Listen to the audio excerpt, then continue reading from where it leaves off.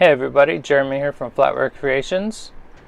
I am just getting back on here. I have a bunch of spoons that I need to flatten out today. But first I'd like to say hi everybody. Sorry it's been so long. Family issues and such. I'm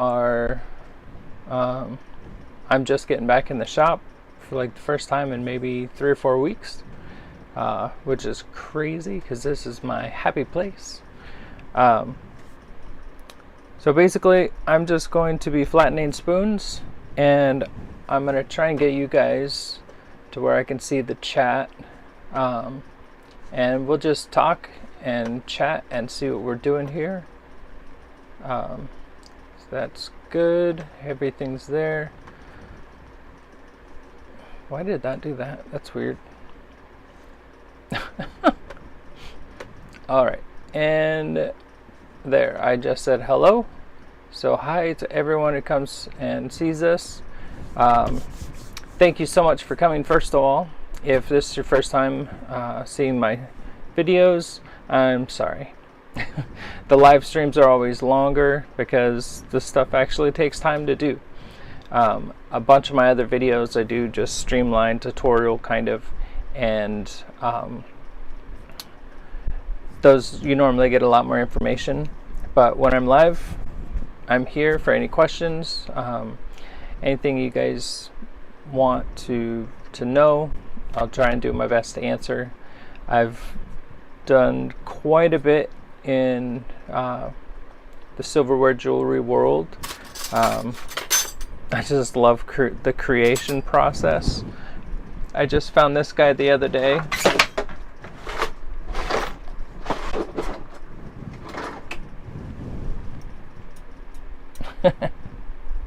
I was going through my drawers and I'm like, what? That's where that went. This was 2 dinner forks, or serving forks. I took a spring, let's see. I took a spring and a little brass rod and 2 little brass tubes to make this. Here, let's do this. I'm gonna trim me down here. Whoop. There we go.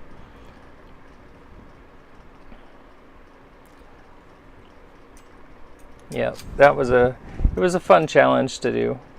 And it still works. But I do stuff like that. I'm always looking for new things to create, new ways to stretch the boundaries, my boundaries. But today we're just going to keep an eye on the chat, and I got to get all these spoons flattened, and in the tumbler I have an order and I need these spoons done today. I have to bend them all to look like this, because they're going to become, sorry about that, this. Here we go. So I have all of the knives done. This is all just the hollow handled knives. They're all shiny, smooth, and cleaned. So I definitely have those done. I need to get these guys done today. So what I've done is I've picked out all of the shiniest ones that I already have, because I know that they're going to shine up easy in the tumbler. So I'm going to flatten them out, toss them in the tumbler. I won't have to worry about really polishing anything. The tumbler will do everything.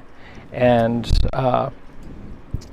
then later today I will bend all of these to look like this guy, and then we will solder them together, and I'll see about going live for that. But I just really needed to get back on YouTube and say hi to my friends. Hi Lou. I'm glad to be here. So I'm just gonna hang out, chat. I'm using my Harbor Freight 1-ton arbor press with the 3D system from Flatwareables. The links are in the description for the parts and tools that I use. All right, time to go to work. I have 53, I think, left to do. So I'll just keep looking up at the comments, and as soon as I see a comment, I'll try and do my best to answer.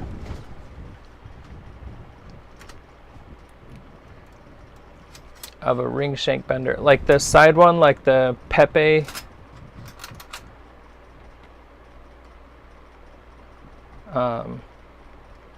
I've seen a few different styles.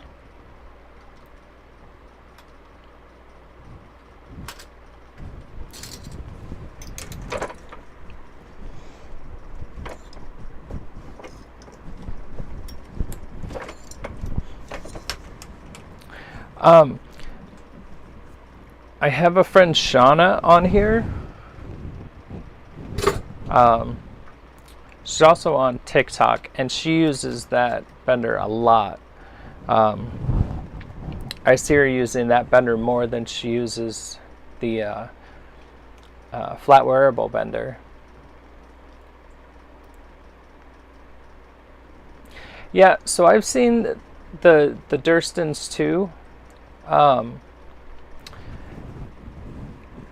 I haven't personally used any of them. A lot of those are meant more for like your softer metals, your sterling, copper, things like that. I'm sure that they will work. A lot of times they have the little nylon pieces, and those nylon pieces will need to be replaced. I mean, that's what I'm using here is the nylon. This is the one, I think I got this one 4 years ago. It definitely needs replaced. Every time you go to bend on it now, it kind of bends slightly to the side. I did get the new bracelet bender. This is the new one. And the new ring bracket is really nice because it has some sharp parts in it. Some little cradle parts. So that's just one more thing to consider, is you're going to need to replace those pieces. So how much do those cost? How many are you going to go through? And that all depends on how much you're going to be making.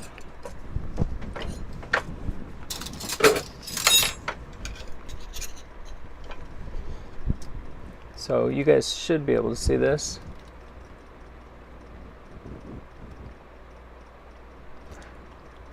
So yeah, for sterling, they'd be great. And if you make sure that you're using silver plate, some silver plate bends super easy. So you should be able to do some silverware. I don't know about stainless, but the sterling you should be great for.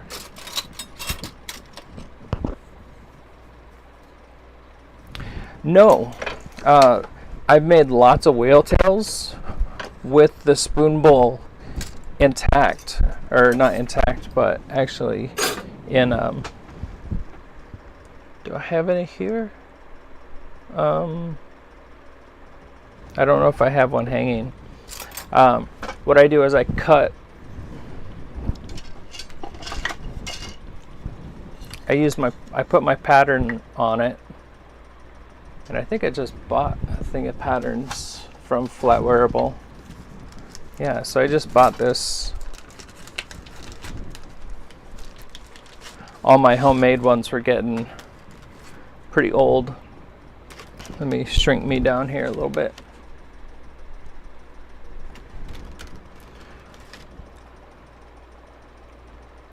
I don't remember how much they were, but there is a lot of different patterns. So you just pick which one you want. So I normally go for this style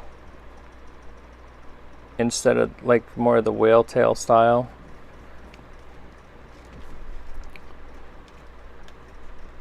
And I won't go that big.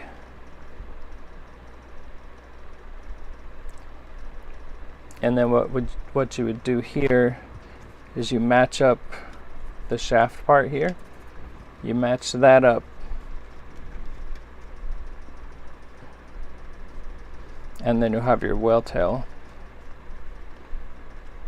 You want to match up your spoon for it too, because that one's not going to work. Or you just freehand them. That's what I do a lot now, but I just really wanted some of these really cool patterns.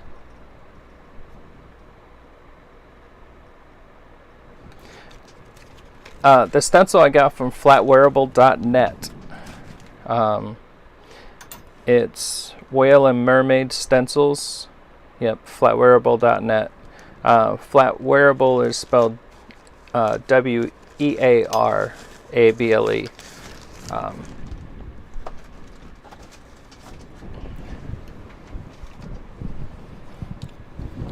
A lot of times now I just use my marker.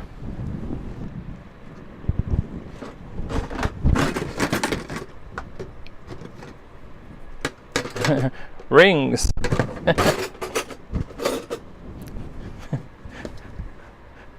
Rings.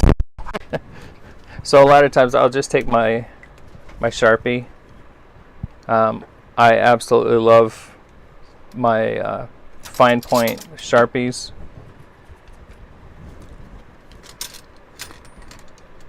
And if you want to draw, if you're going to keep the spoon curved without flattening it, you want to make sure you are cutting from the back side down. It's so much harder to cut this way because you have all these angles. This way you have one angle and you're going through, and then you just do your cleanup with your Dremel. So kind of have a center line, a center mark. And then it kind of goes up, and then it comes down. It goes up, and then it goes down. Just try and match up your end points together.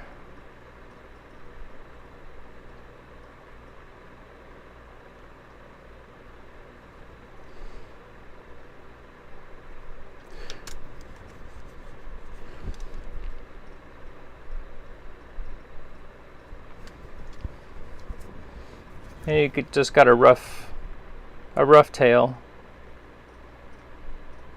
That way, whenever it's on your block,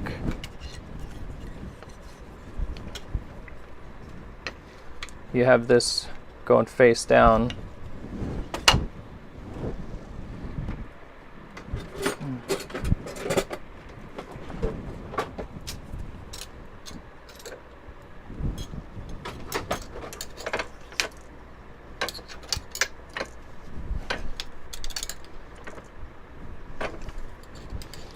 So that's how I get my rings flat.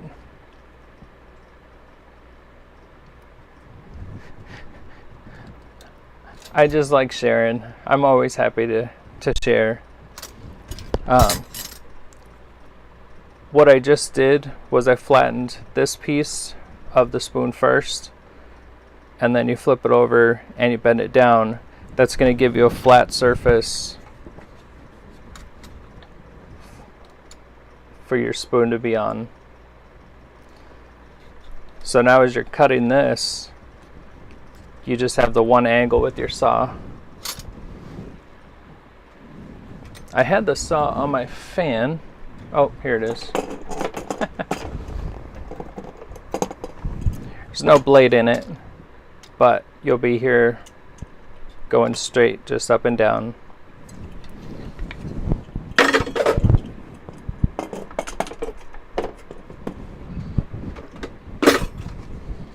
It got so hot in here the other day, I had to turn my fan on.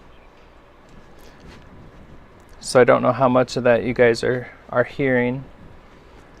Yeah, 3/0 is my normal go-to for spoons. Let's see. Yeah, my 3/0.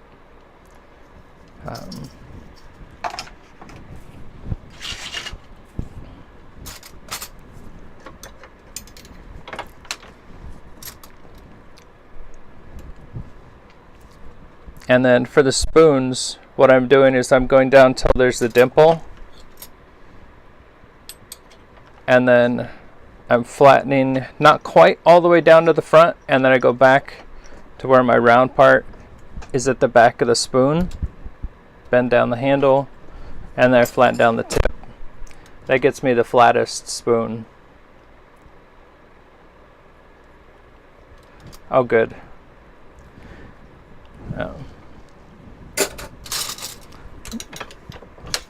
And having this block here behind it has actually really helped. So this one right here is silver plated. Yeah, silver plate. It says silver plate on it. But I just put a lot of force on it and I barely got a dimple.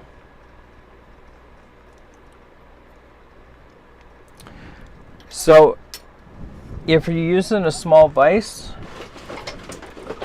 try using an anvil and get one of these dead blow hammers.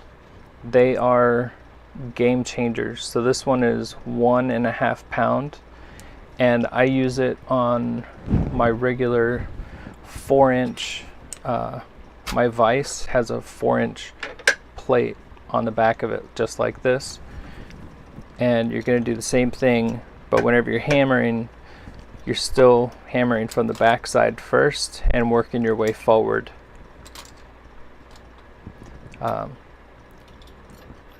Yeah, but this dead blow hammer, going from this guy to the dead blow, so much faster and so much easier to get done.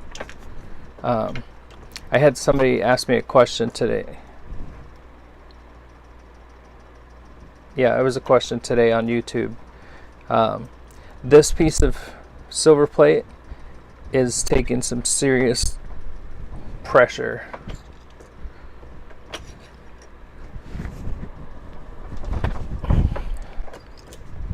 When I have to double hand it, it's pretty solid.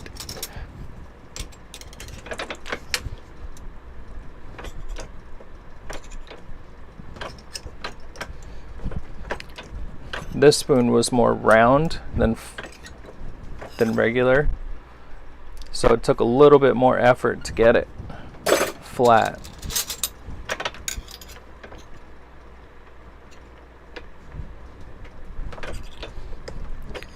It's been a while since I've been in the shop. I might have to actually put on a glove.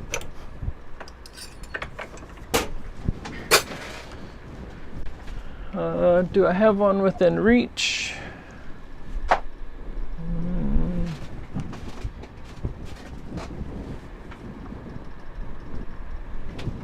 Nope. All right, back to squishing.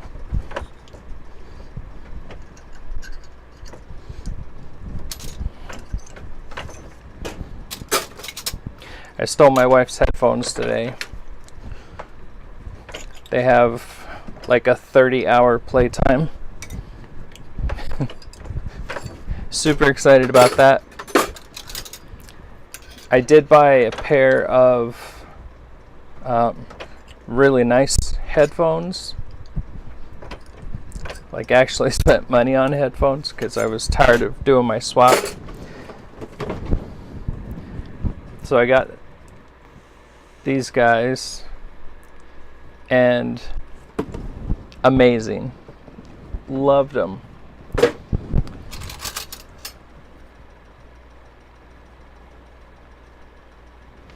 Yeah, I bet we were air temp for yesterday was cooler than the other day, at 84. Yeah, it was really, really hot the other day. I got the headphones. I had them for maybe 4 days, and I was charging them really for the first time. We took my wife to the hospital, and normally we're in the hospital for hours.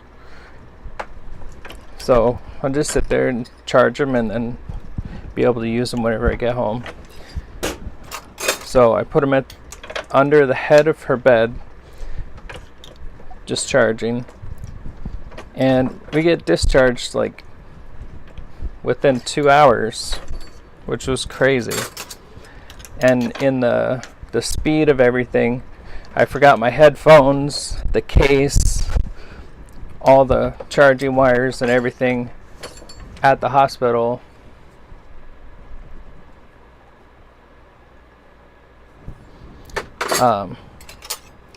And I called back. We got home at 9, called back at like 11, and nobody had found anything. Nobody had seen anything. The cleaners, nothing. So headphones gone. So with this order, I get to get another pair of new headphones. Yeah, I remember you being on that night, Lou.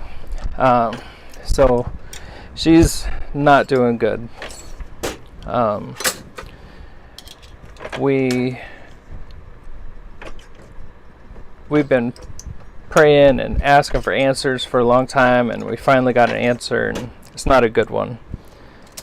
So we'll have probably an announcement whenever that happens on Facebook and stuff, because this might get even less for a little bit. So I've been getting on as live, yeah, because I don't have time to edit the videos. Yeah, so she's full care.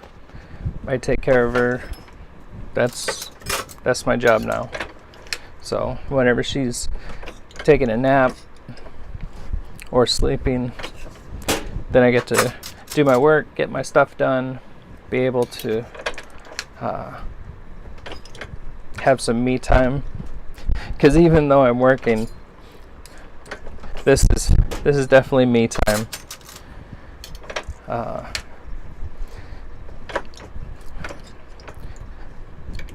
It's not cancer, but they treat it like cancer.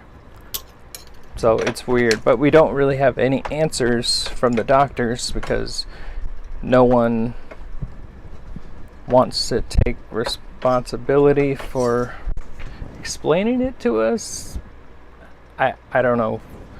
I can make this bigger now.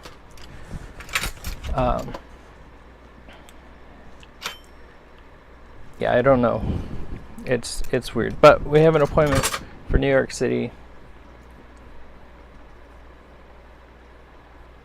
Thank you, Lou. I appreciate that. I pretty much have everything here set running as a one-man show, and then we have a lot of friends who have been helping a lot. But next month on the 2nd, I think, we go see a doctor in New York City, and that doctor is supposed to have the answers, the specialty, and a game plan for us, because that's what we need right now, is what exactly is happening, what is it, what causes it, how do we fix it, the important questions.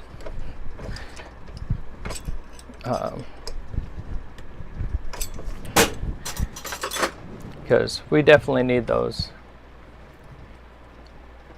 Yeah, I definitely feel the love, and my wife definitely feels it.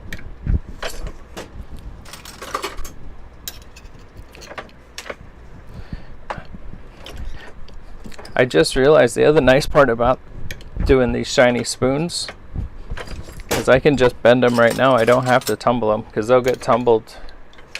They'll get shiny in the tumbler.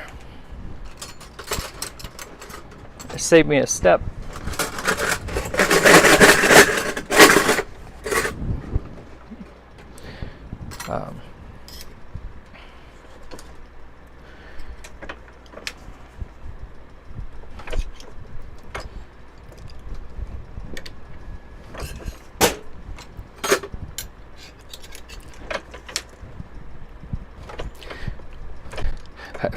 I've still been in the process of trying to edit my daughter's wedding.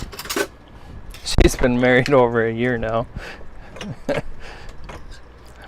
So she had a Zoom wedding, and the person running the Zoom, every once in a while, the Zoom would go to where you can see everyone instead of just what's going on. So I had to take an edit every single time that happened. Take the little tiny square and make it bigger.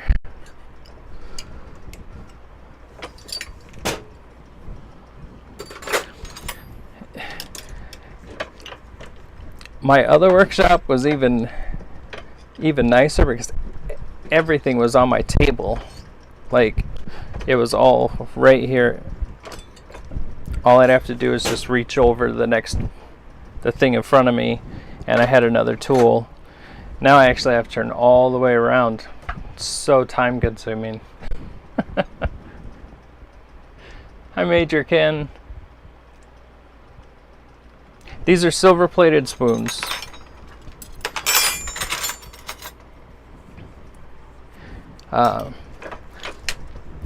So I will be upgrading my shop here again.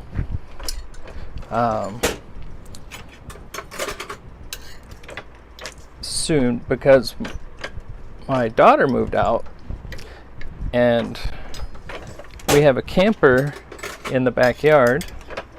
Kind of, it's not attached to the house, but we have a tunnel going through it so she didn't get wet. And it is 20 feet. So I'll have a 20-foot workshop,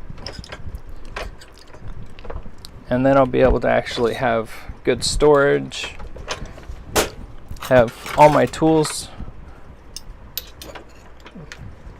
I mean, I'm still going to have them pretty close together, but I'll be able to have different workstations.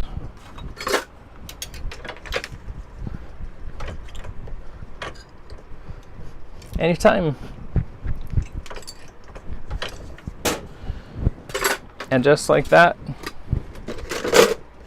all our spoons are done.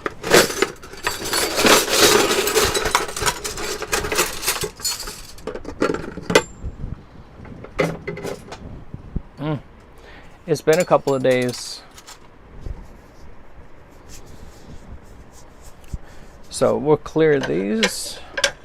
Those will go back there. I need my spoon block and let's see.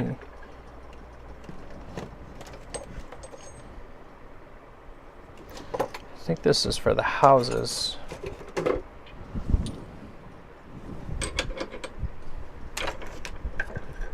Flip this over. So I'm going to make the spoons into bud vases. So we take the spoon, and what we're going to do now is we're going to put these curves in it. And then later on, I have all of my knife handles. I'm just going to randomly grab a knife handle and then solder it onto the spoon.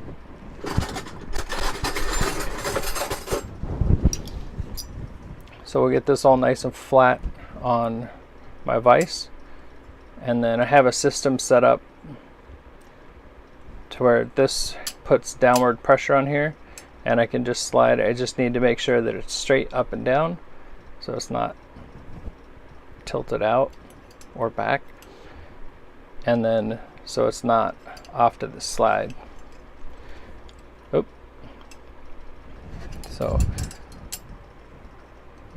no, my picture's too big now, but that's what we're making.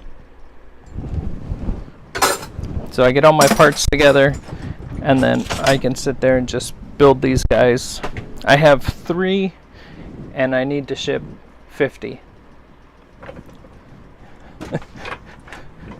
So I've got a little bit of work to do.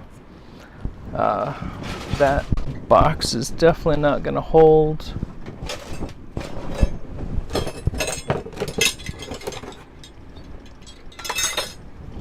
Alright, so we're going to use this box.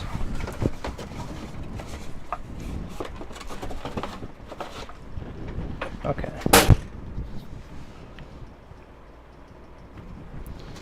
So I was trying to have something around that I can just toss into.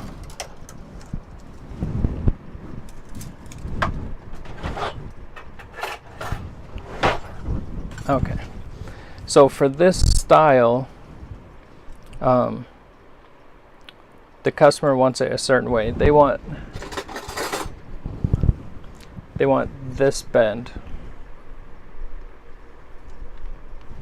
So I'm going to shrink me down again. So they want this shape. The pattern is on the outside.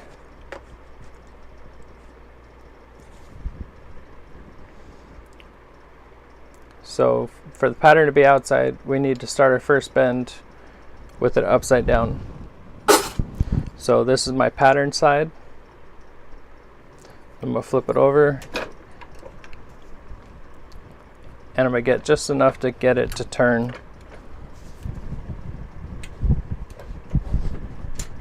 And I'm trying to get kind of a candy cane shape, maybe a little bit less. And then our next bend, we flip this around.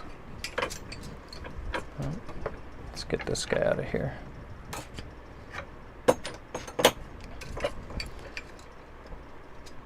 And I'm using this pin. It's not the mini pin. It's the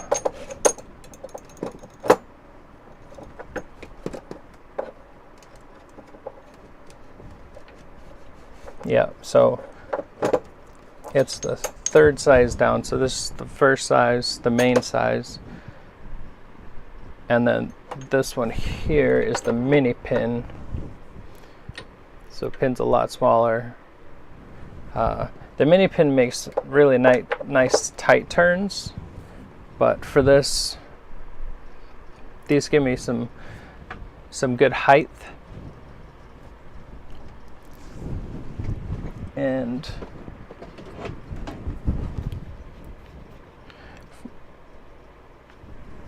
for this part, I'll hold down with my left hand. Here, I'll get that thing to stop zooming. We want right here. Okay. So what I do here, so I'm going to hammer this up. And now we're going to bend at the throat or the neck of this. Then we lift up here. If you can't lift up, you can hammer it up. Once it's up to where you want it, hammer it down. So I'm imagining a line going straight down here, just like this. So as I hit it, it puts a little bigger bend in it.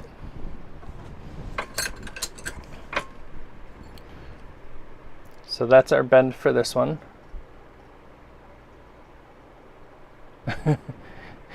The nice part is she orders maybe 6 times a year. I try and normally have more on hand, but I've been so busy with my wife I haven't been able to. From this point, I'm just going to show you here because my anvil's on the other side.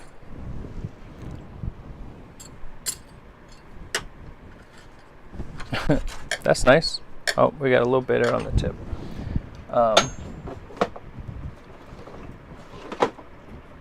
Where's my hammer? There it is. So I take a hammer that has a nylon head. Even our big one here, this is nylon.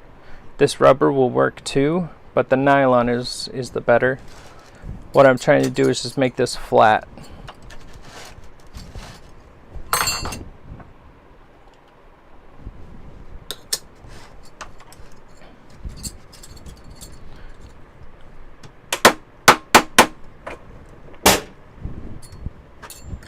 So when it sits on the table, it sits nice and flat and it doesn't wobble. Once it's at that point, I put my finger in here like this. I put the handle in my palm, and then I put my palm, let's see, here, I'll do it up here. I put my palm on the spoon, and then I slowly bend. So that brings my center, this center bend, more towards the middle. Let's see if I can get that angle for you. So it brings me down towards the middle where we want our handle to go.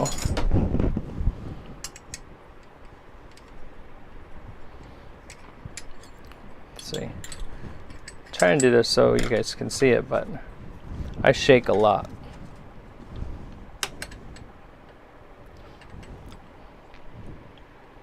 So if we didn't bend this over, we would be way back here with our vase. And we want to be out towards the middle. On some of the big ones, like the tablespoons, I'll use the ones that have a really flat bottom. Thank you, Kim. I'll use the ones that have a flat bottom, and I'll put them actually out away from the handle piece, and they'll just be soldered down here at the bottom because there's enough surface area. I have taken, and I don't know if you can see it. Let me turn the zoom back on. There's a little flat spot. There you go. There you can see it. What I did was I just put it up whenever I was sanding down this. Oh, moved over it. When I sanded this down, I just flipped it over and I put that little flat spot. That gives me a little bit more surface area for the handles to sit. So we're gonna go ahead and bend all of these, and then we'll go through and flatten them. It's just gonna be easier, so I don't have to keep swapping back and forth. OCD is a major contributor to my success. I really try to make things as easy as possible. I always called it lazy OCD because I have the compulsion to do everything exactly the same, but at the same time I'm lazy,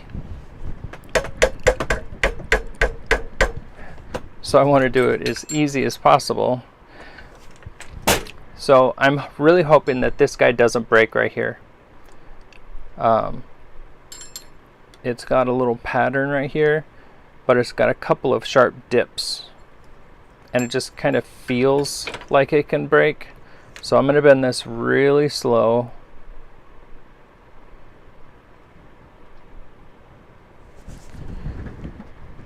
kind of be gentle as I go up.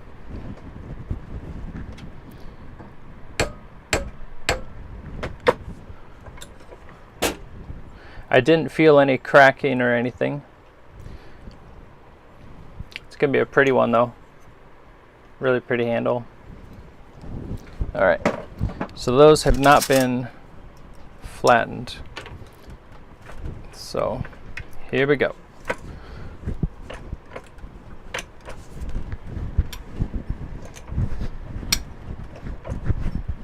And her new, the new blocks, these pieces here from Flatwareables, they all have magnets in the bottom. You'll see mine kind of slipping around every now and again.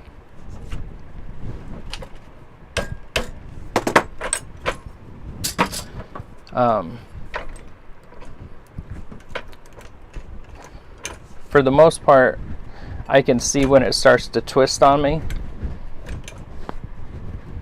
So this is a hard one. So I'm going to pull down as hard as I can with my left hand, and I try and hit it right here as low as possible to get it to bend. So I've actually got a bend on that now. So we're going to flip this over. And I'm pushing the spoon all the way to the back.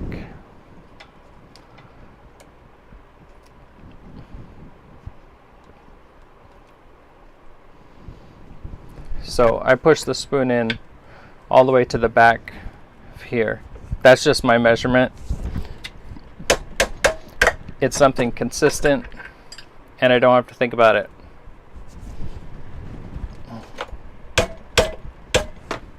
And what I'm looking, when I'm looking from my point of view, is I'm trying to see this middle piece getting closer to the center.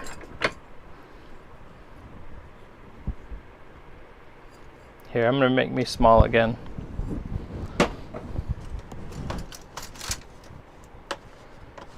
And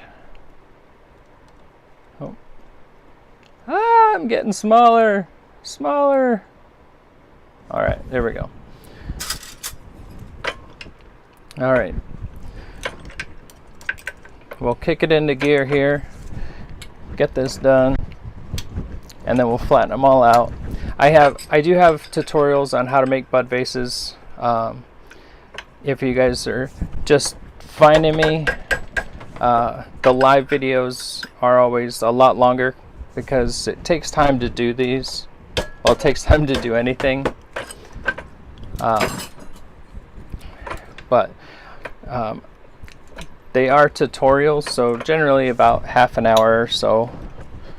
I try and give as much information and kind of how I think through the process, so that whenever you're thinking, you kind of think in a similar way,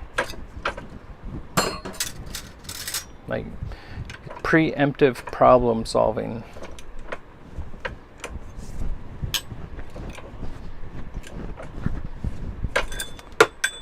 So this one is really long. I don't want to bend it way up here. So I'm actually going to bring this out here. I'm going to start my bend here. And it is at a little bit of an angle right now. But I raise my spoon up and I let this roll back down in here. Still doing my tap. And I'm not going to go quite all the way down to the throat. I'm going to stay up here a little bit. Make sure this is straight.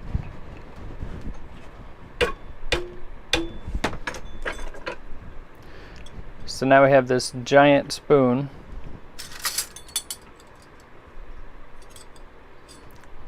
Quite a bit bigger.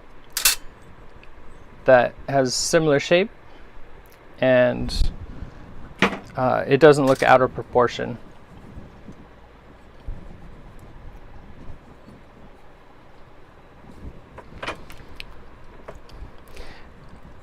When I first started out, Kim, I couldn't really find anything. I've done construction and building things my whole life, so I can I don't really see the steps to get to a finished stage whenever I see something. But as I go through it, I figure out the stages that are easiest for me and that work the best for me. So I just try and give you guys the information. We all, even if we made the same exact thing, we all have our own twist and spin and style. So why not share?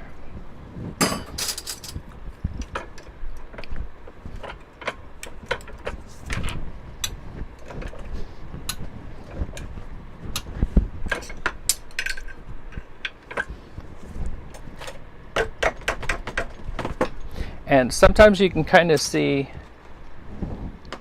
if your spoon, whenever it bent, if it bent at a little bit of an angle, you can fix that with how you hit it. Same thing right here, is if you see your handle pointed off this direction and not straight, you can change this right here by just giving it a little tap. You can also change it at this stage, so you're going down but you're pushing or pulling.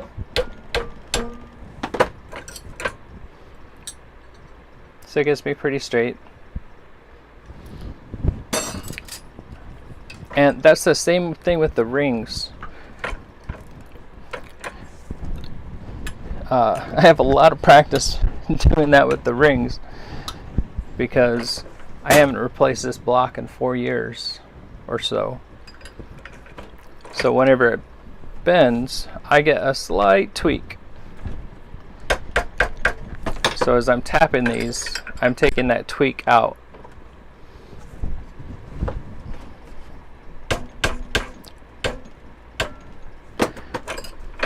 Saves me a little bit of time down the road.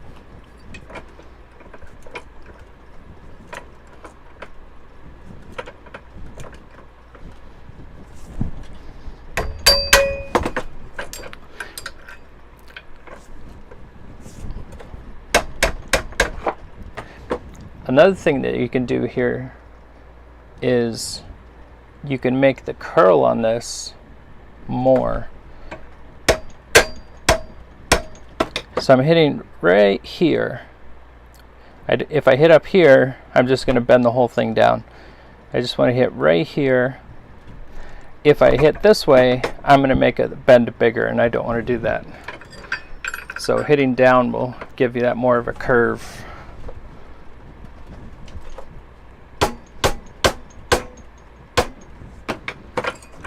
And what I'm looking for is straight. So here's what I see whenever I tap it down. That's my view.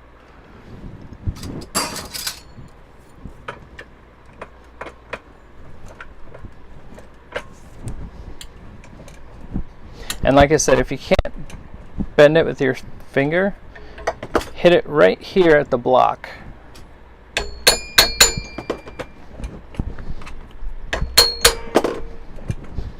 And it will just curl right around.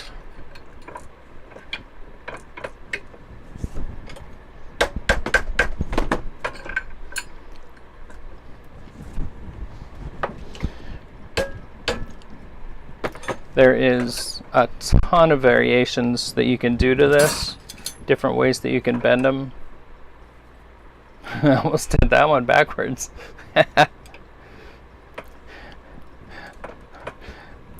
When I was doing shows, I'd be talking to people because I'd make the bracelets, so I'd customize the bracelets, change the stones out and stuff for the customer right there. And I'd be talking, see how I just tilted that up? I just hit it this direction, which straightened me back out. I'd be talking to them and end up putting something in the wrong spot.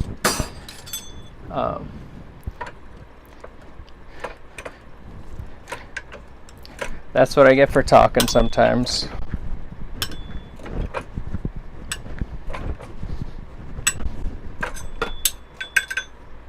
So this one is the same size as the other one.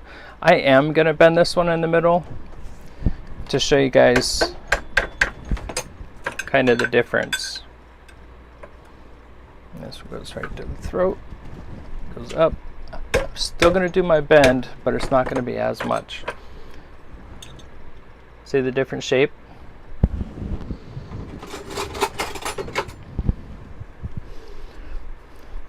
The curve is the same, but the difference is the size. This one is a lot longer stretch, and it's not way out towards the middle of the spoon. So here's the center. So this one will take a flat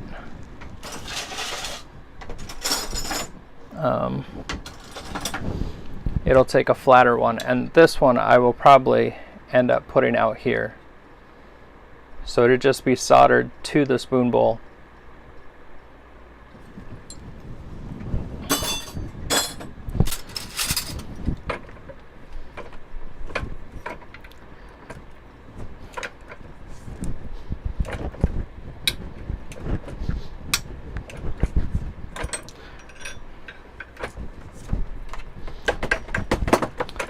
And once I get my pattern set, or my steps,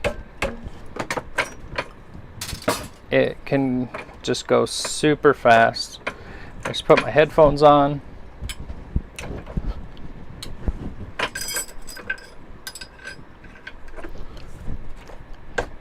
crank my music, and kind of zone out for a little bit.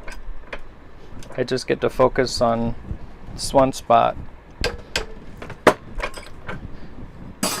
With my headphones on, I can actually focus on one thing and not think about all of those extra projects or the other things I need to make.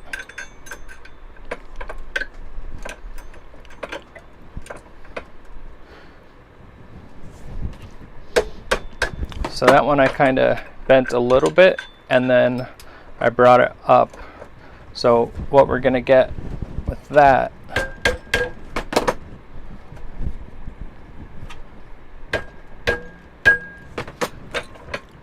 is kind of a little flat spot here.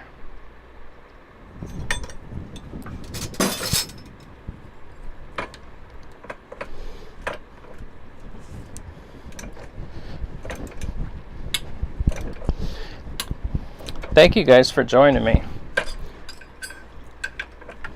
It always feels weird whenever I'm talking to myself for the people who watch the lives later. And if you want to go back and watch some lives, if you go to my main channel, I'm not sure how it is on the TV, but on the computer there's an actual tab for lives, not just videos. But like I said, they are longer because it takes time.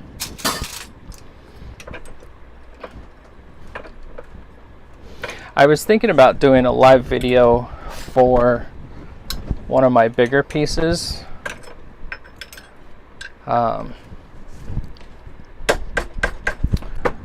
Oh, I have a piece to show you guys that I just finished, custom order.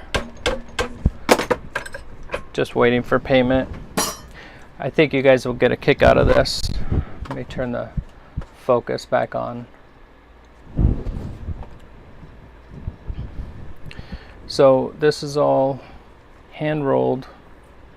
The only thing I didn't make for this is the cups for the scales.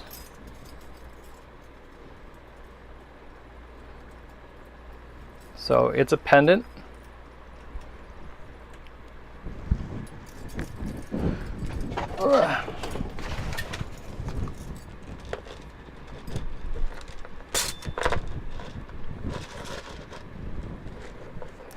about that. I'll get it set and then I'll show you what it is. So they wanted the scales, and we used amethyst for the center. That's why you can hardly see it. And then inside the scales is black Ethiopian opal. Let's see if I can get you in there to see the colors.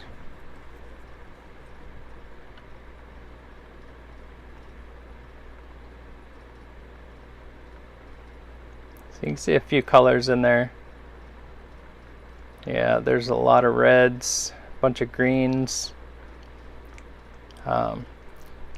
So I made the jump rings to hold the outside.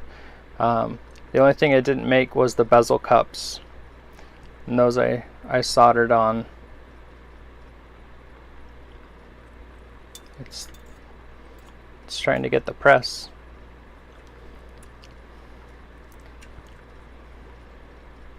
And then I just put 925, and then my logo. Is that the right direction? Yeah. But this was a fun project. It took me a little bit to figure it out and get proportions correct. But we just picked a picture on Google, and from there we drew the sketch.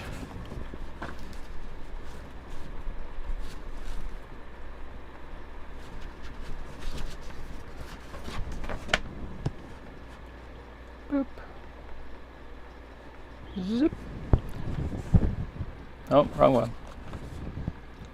So we started out with this guy, and then we went to that one, and then we finally settled on this one. So it was a fun project. It took me a little bit. I got to learn a couple of new skills. So we don't get paid for learning hours. So it took me probably, I think I have 12 or 13 hours of video to edit for that one.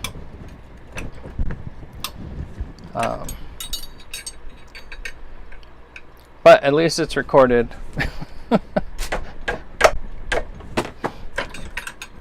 I need to find a video editor.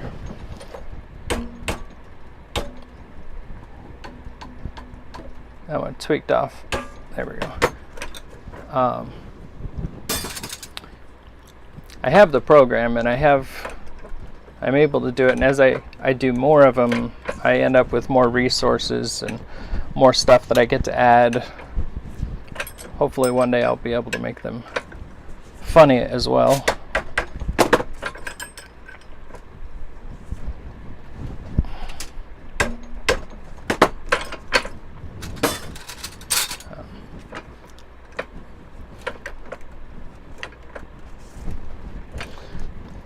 I really like the editing process, but it can just take so long. Like a 15-minute video, if trying to cut 2 hours out of that video,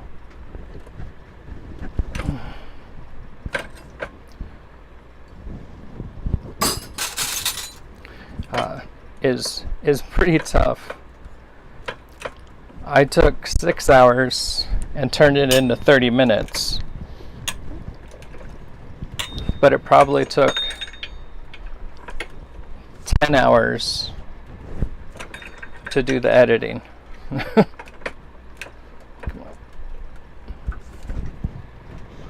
This one is super soft.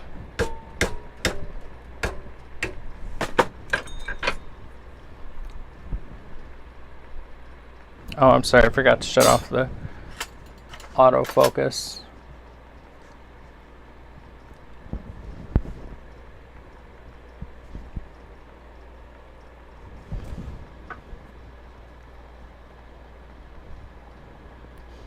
Hi, Cynthia.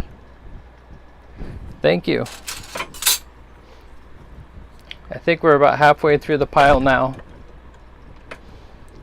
And then after this step, we'll flatten all of them. And then we'll be able to start soldering. And then they'll go in the tumbler. And once they're out of the tumbler, I'll get them all dried out. And I'll use my wife's hair dryer to help with that.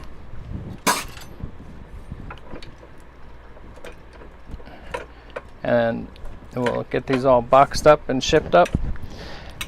There are a few times going through the quality control process that I have found them where they've I didn't notice it whenever I soldered them, but the knife handle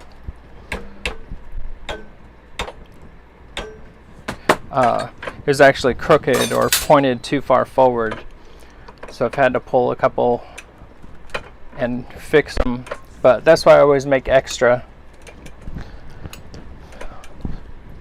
So I have the 3, I think I have 55.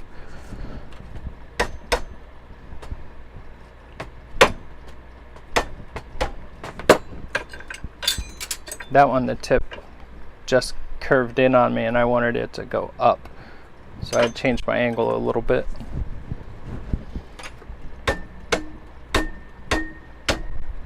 Come on.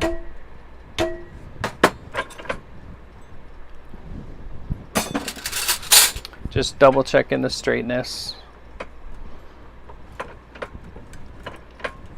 And I'm doing my bend with the end of the spoon handle just over the other side so that I get a little bit of leverage, but then you'll see me go through and kind of start tapping it again. So you can see the spoon back here. So it's over this lip, which allows me to start a bend. If I try and start the bend inside the loop, a lot of times it won't catch. So this one actually caught. So I got a little bit of a bend, but generally I start there, that'll give me a bend, and then I'll raise it up and I'll finish getting that bend in the middle. So I get a nice shape.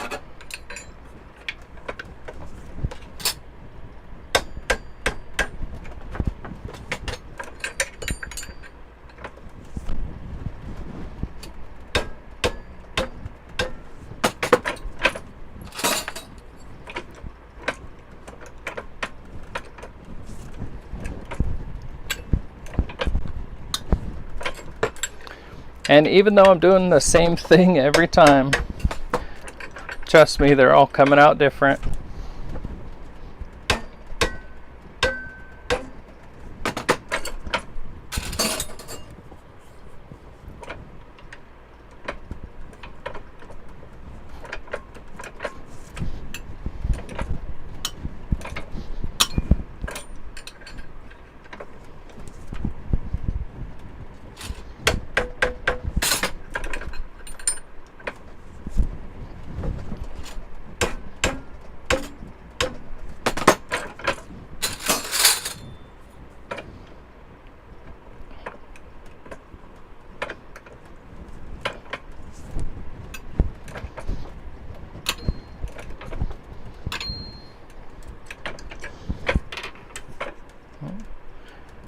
Couple of bolts loose.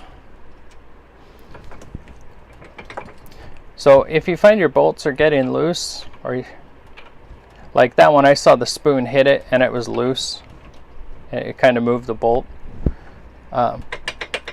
Check your sway, that'll let you know if you're there, and then also this direction to see if these guys here have loosened up, and this bottom one loosened up just a little bit.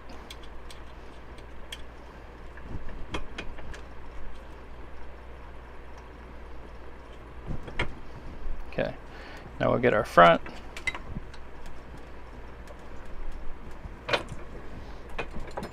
There we go.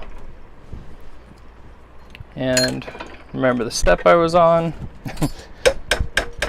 And start again. Another thing you want to watch too, I've done this a few times with your vise or with your press.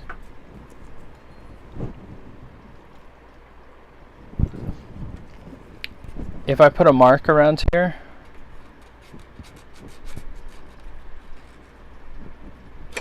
you guys get back in there. You can use a bigger marker, but what that does is as I'm twisting this, you'll see it get out of whack. And now you can see my lines. What that does is that means that all of my bends now are at a different angle to me. And we don't want that.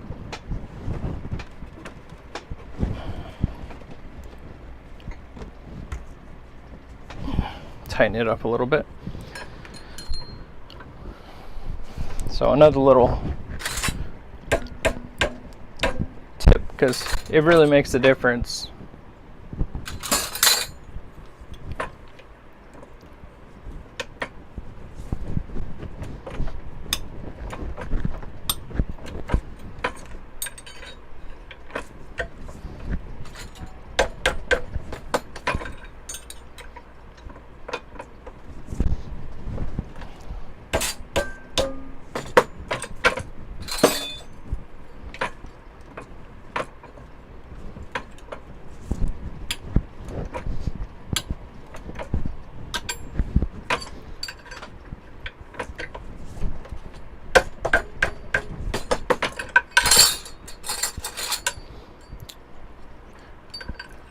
Getting close to the end of the pile. I always forget to go back and check the camera angle. I do have the zoom off, or the autofocus off. I always forget the autofocus. And when I'm watching videos, I'm like, shut off your autofocus.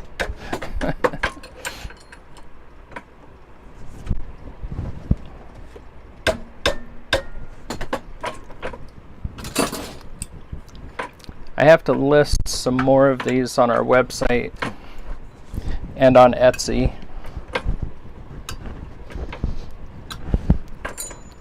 I don't know how many I have listed on there. So anytime I make something, I try and make a bunch. The biggest reasons for me is one, my OCD. I can do the same thing over and over again, and yeah, it gets boring, but if I make 20 of something, I won't have to do it again for a while. So like our dogs and cats that we make, really popular, but I'll make 6 to 10 cats, and then I won't need to make cats for another month or two. And I can focus on some of the other things. Same thing with the dogs. And actually the dogs, I get more custom orders than just picking the dogs that I have.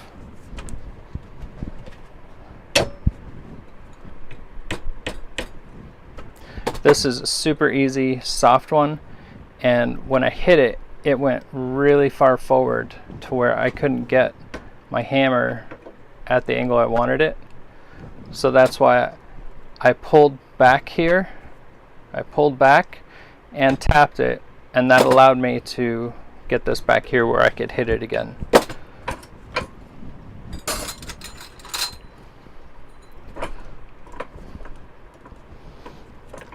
And I don't know, but I just did it.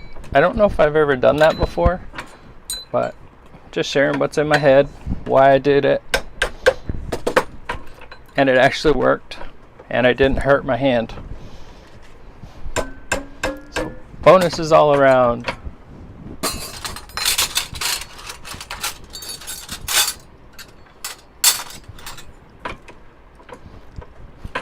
Queen Bess 2 is what a bunch of these are. Pretty easy to bend, very forgiving.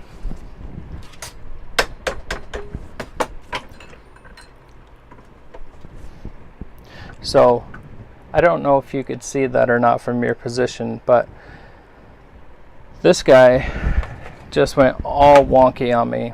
So it started out here. And now it's over here.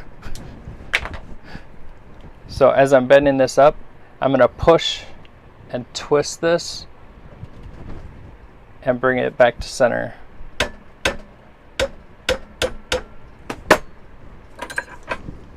I wonder if I can get you guys over the top. Let's see how this works. Let me do the focus.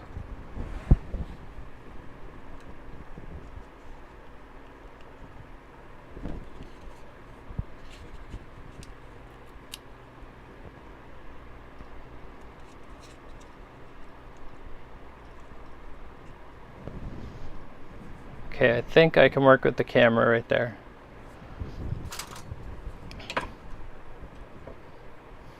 There we go, that might work.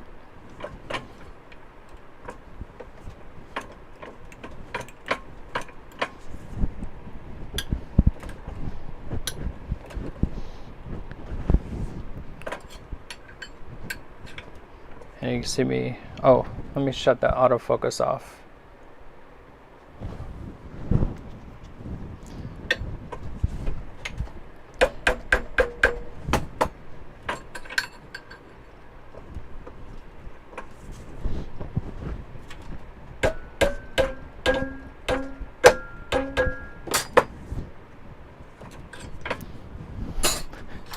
So you guys are almost directly in my line of sight. So you have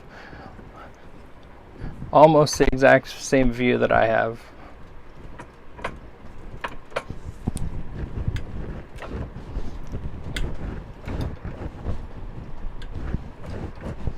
So this one keeps slipping on me. So I'm going to pull down really hard. And that got me more of my bend.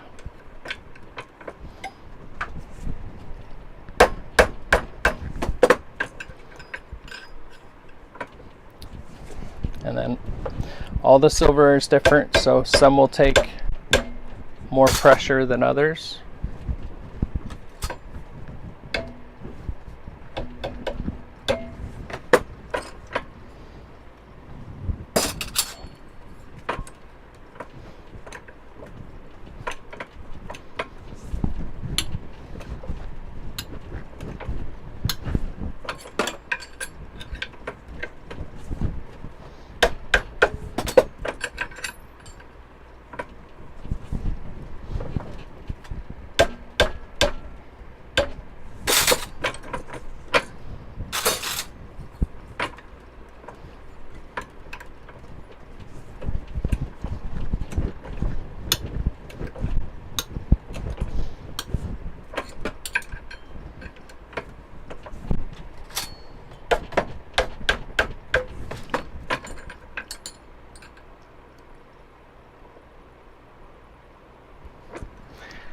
Yes, that is really cool, Kim. I've tried it a little bit with my rolling mill. I've gotten some impressions. I've even annealed. I'm not sure if it's just my rolling mill or just how I'm doing it.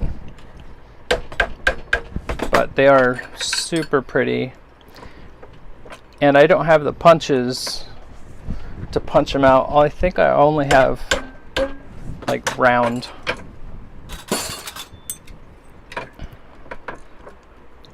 So this one I'm gonna let keep a pretty decent curve on it.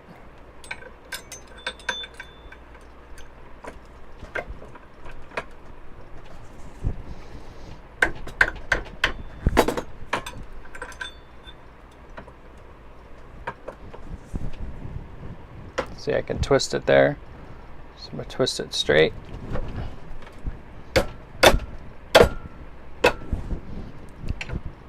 Come on.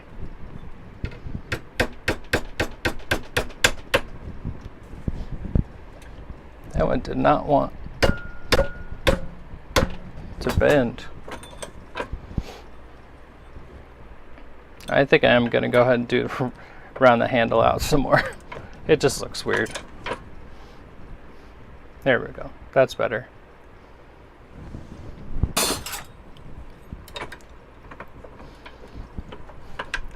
I do really like some of the patterns that they're getting. I went looking for cupcake wrappers one day and I couldn't find any. My daughter just got a Cricut and she can print out different things on paper for me so I can get different patterns.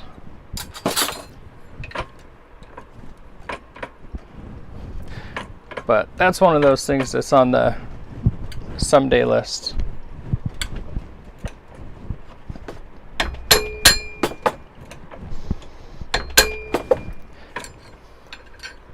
And it's better to save your wrist and your thumb than it is to try and force those pieces that just don't want to bend.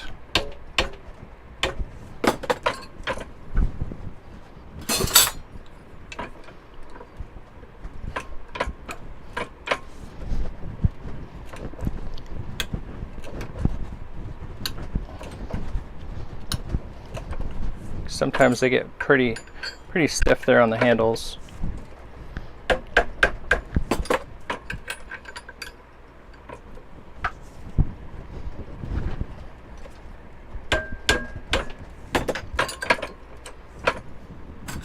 All right, this is number 5.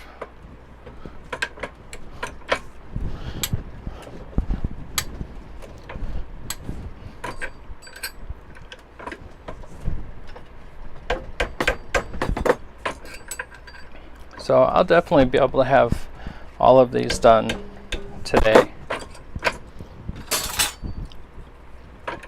So I'll be able to ship on Monday.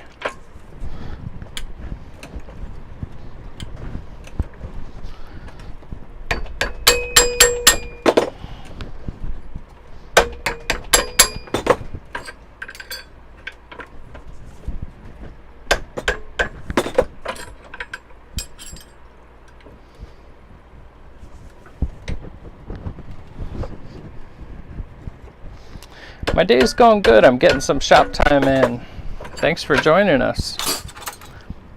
This is number 3.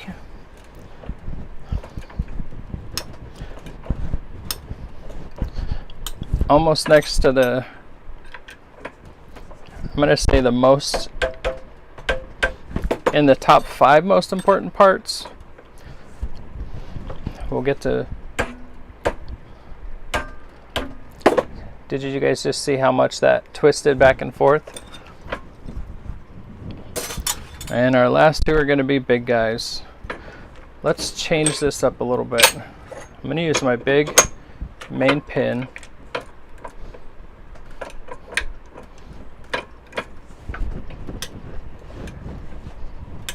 Give this guy a big loop. Oh, you know what we can do?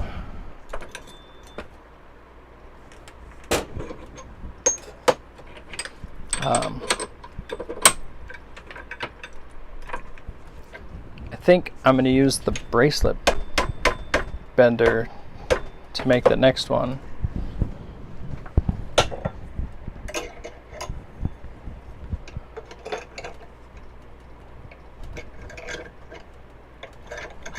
That's weird. They don't normally do that to me. This is just a ring mandrel. It just got twisted. You could use a screwdriver or really anything.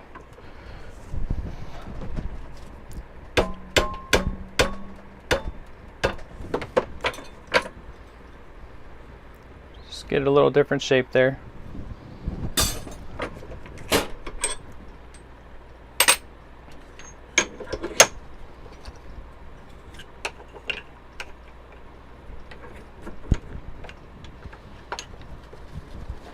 Where's my other block?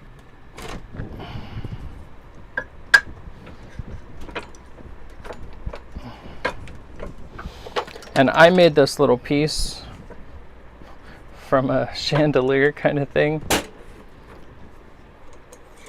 because the metal plate here can get stuck on your piece, on your nylon piece.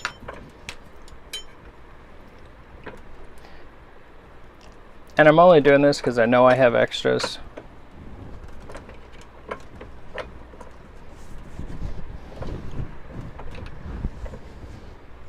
So we'll go a little bit further.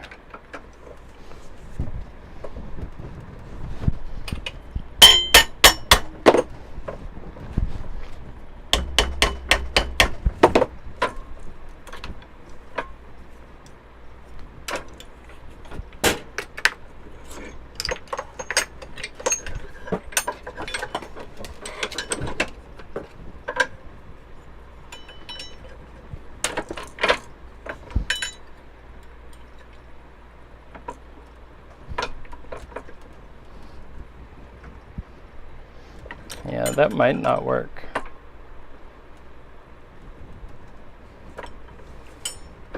Let's see if the mini pin gets a little tighter bend here.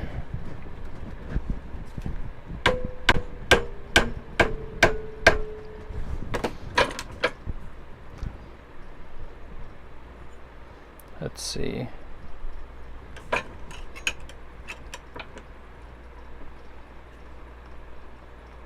So we're just experimenting.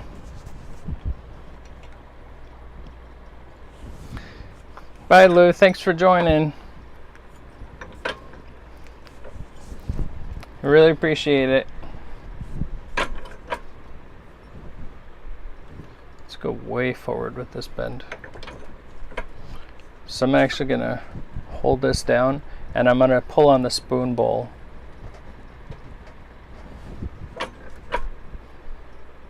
There. Now we'll have a flatter surface for this to sit on. And that was the last one.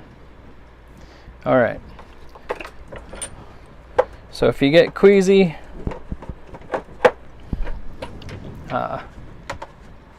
excuse me for 1 second. I'm going to adjust the camera so we can see my my vise. Get this all cleaned up over here.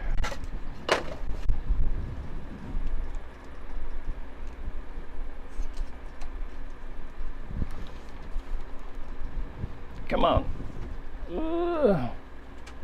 Boo. All right, you don't want to see me. Let's get this pointed down here.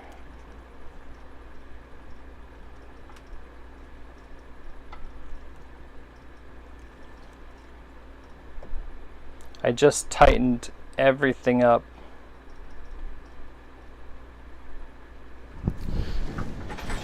Let's see. Let's get you back there. Handles. We've got our box that we just made.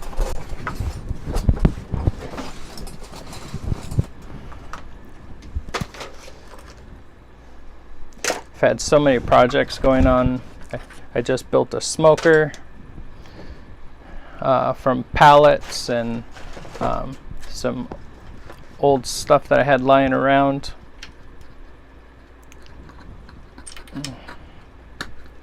Okay, so this guy has to go anyways, so get rid of this guy.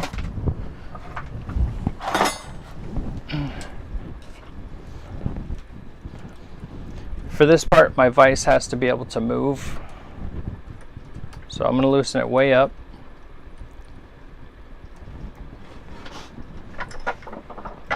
So it's nice and free here. I want to use this box again. So let's get all these guys up on my bench. Okay. So I'm going back to my my small hammer, this little guy here. I'm going to be using this side. The only other thing I'll be using is this piece of wood. It's paneling basically. It's just plain brown board paneling.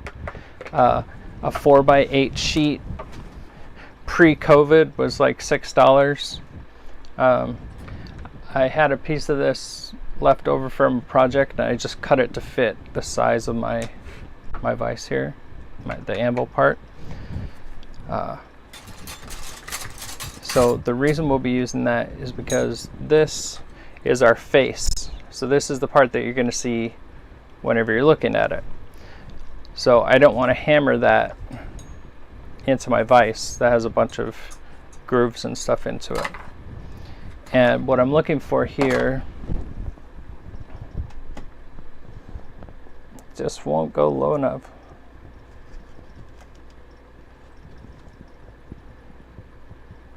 Yeah, it won't let me get lower, but you can kind of see there's black right in here. So when you want this to sit down, I want it to sit flat.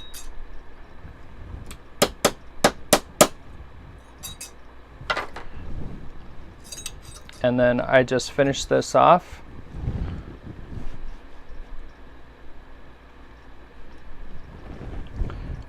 So I put my finger here, and I put my palm where the spoon is, and I'm just going to bend over a little bit.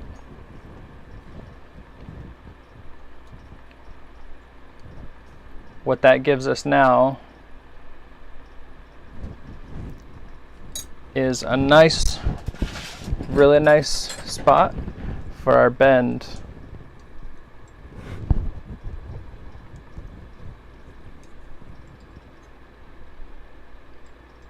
So that's what we want. That's the goal. Set it down, it doesn't tip and wobble.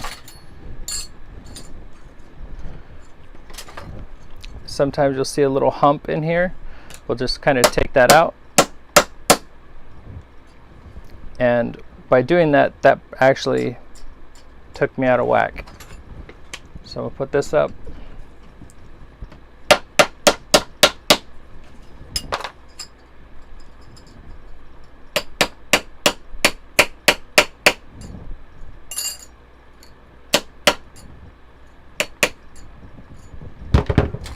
Oops. And then I'll do the bending.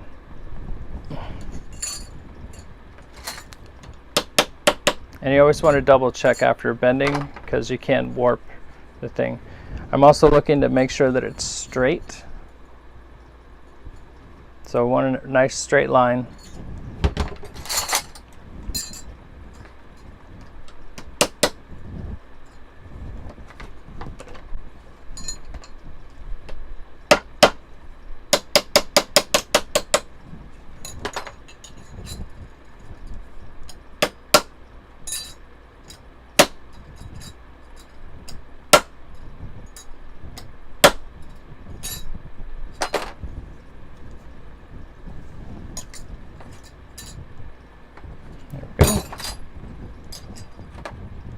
So this one's way up to start, which means we have a big bump in the middle.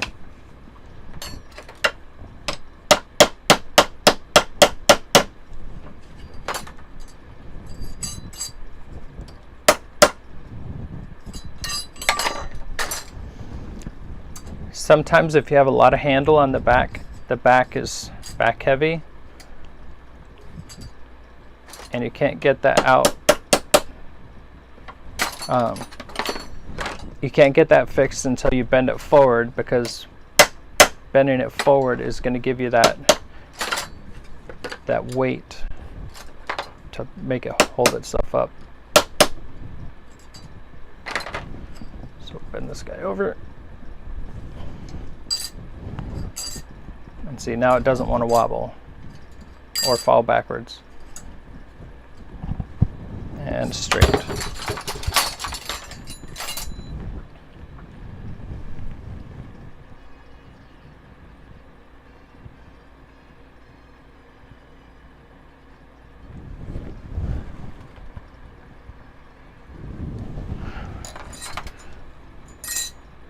That one's good.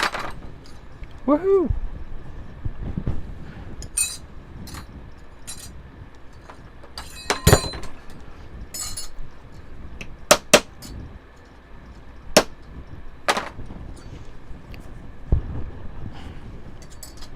And the reason I do the first tapping is because it's a lot easier to tap and adjust these with this handle piece back out of the way. So you kind of see where it's at now. Once we bend it forward, now the handle is more in the way of the area that we need to hammer.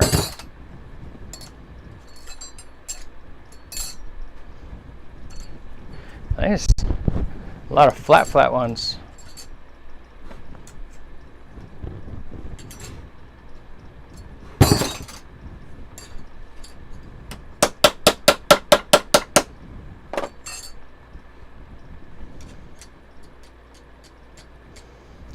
See, I can't see it, but I can hear it just by touching it. So we're going to take that out.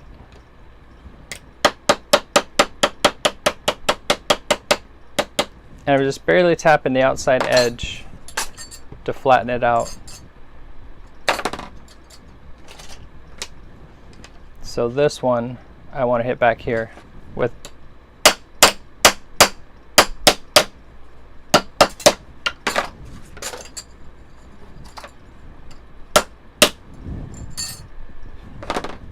there we go.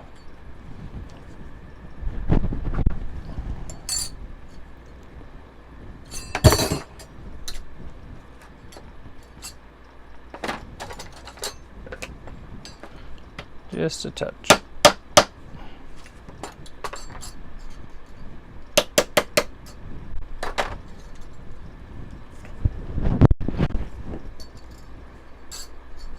And you kind of see how this one, I guess it doesn't look so bad from that view, but I don't like the way that it looks. So I'm just going to hammer straight down. It gives me a little bit tighter piece in here.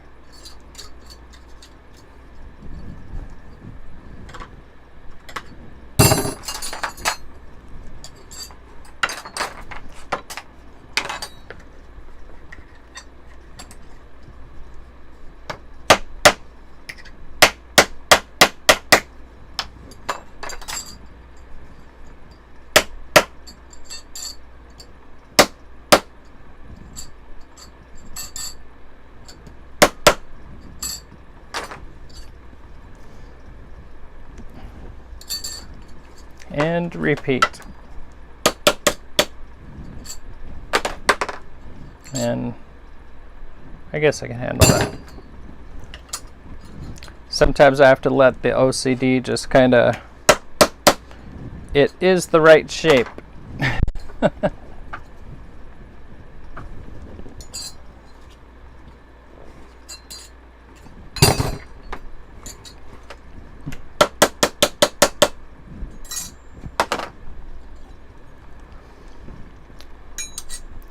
So this guy's kind of sideways. You can see it from your angle. So I need to tip this way. So sometimes you can do it with your hand.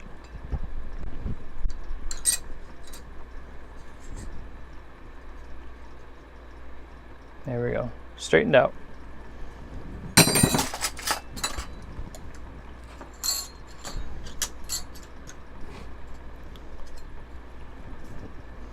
Like I said, these lives go long because it takes time.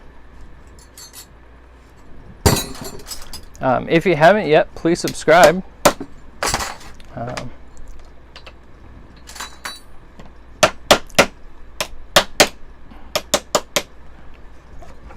Always looking to be able to share, help others out.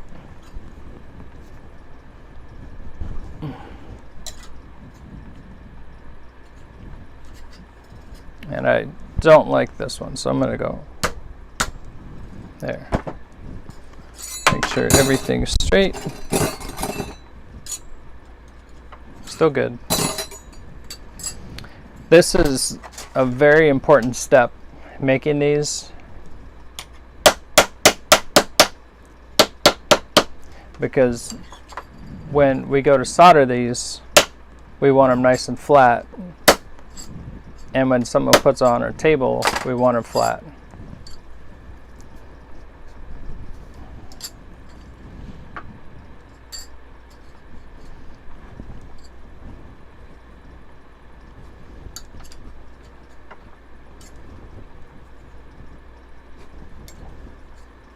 There we go.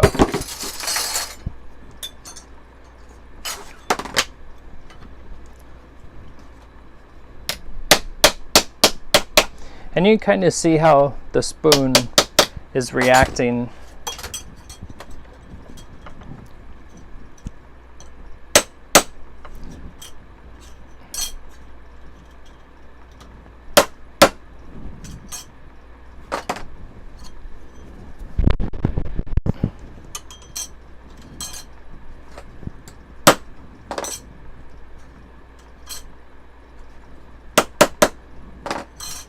There we go.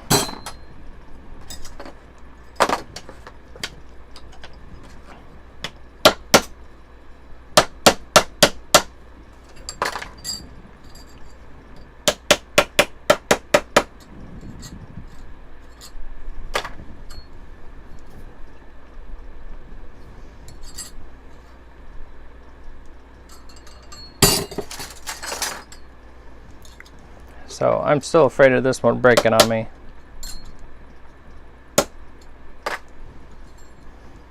So I'm going to try this real carefully.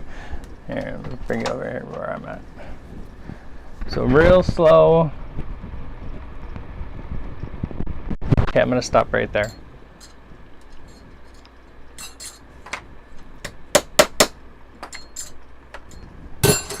Whew.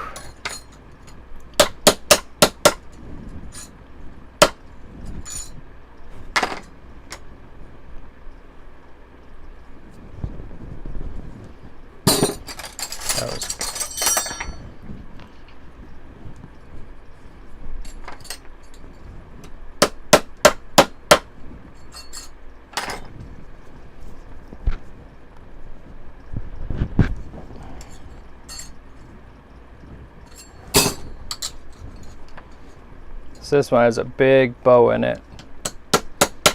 So I try and start from the back. So this one is really hard. The metal itself.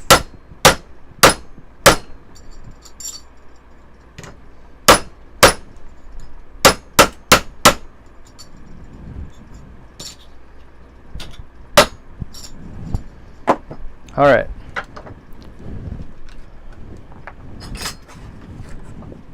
Let's see.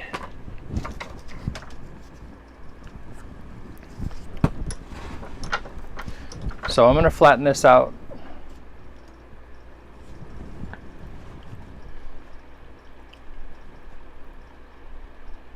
Oh, it was still in focus.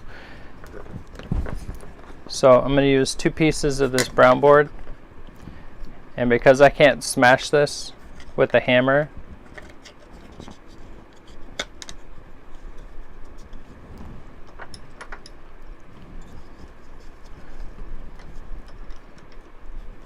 so I'm going to get this spoon as deep in there as I can get it.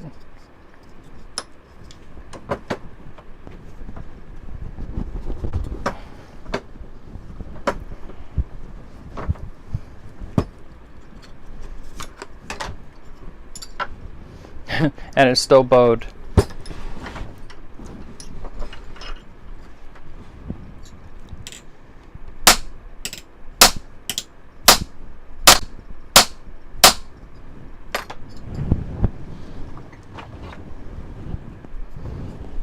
Let's go for a slightly bigger hammer.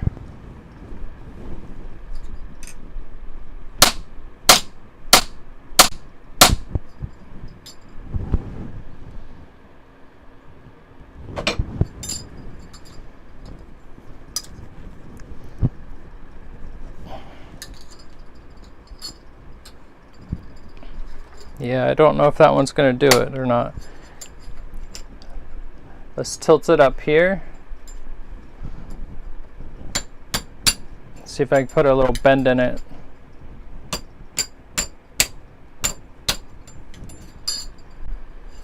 That worked a little bit.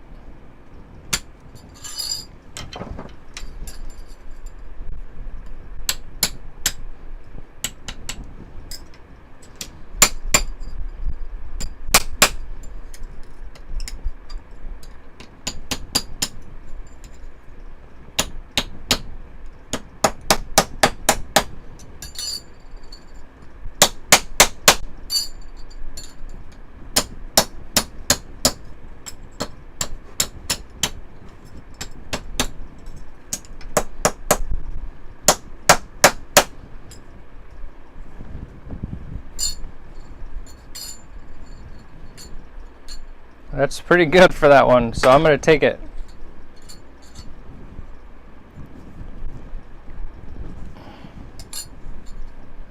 All right.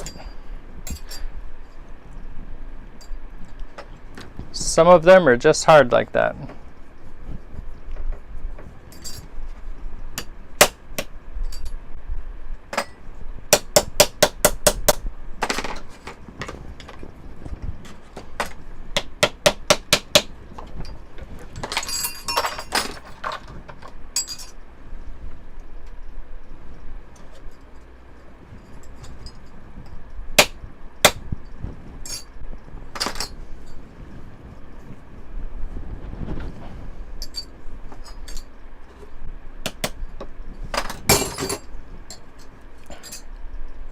So it's got a little lip on the front.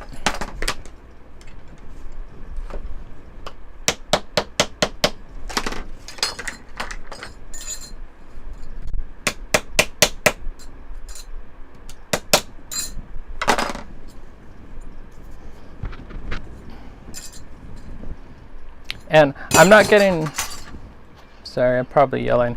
I'm not getting a whole lot of bend whenever I bend those down. So this piece right here, I'm not getting a ton of bend out of that.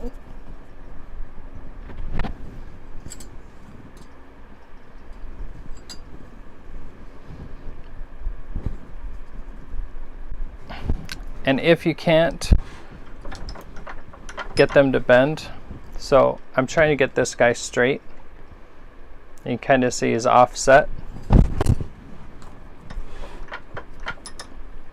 This is just leather.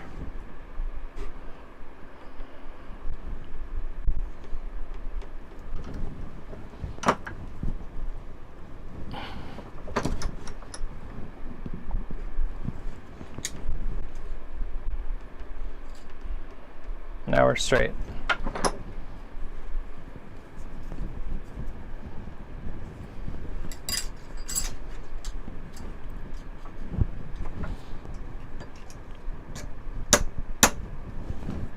That one didn't want to bend.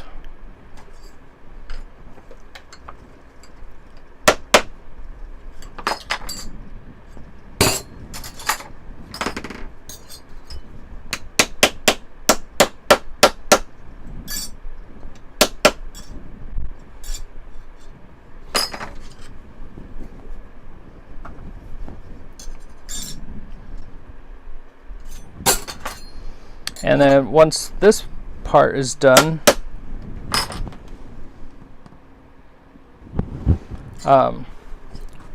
we will start soldering because these guys are ready to go. Normally they'd go in the tumbler after this step.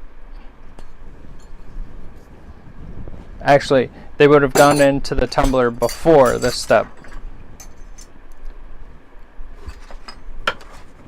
That way they're nice and shiny and clean.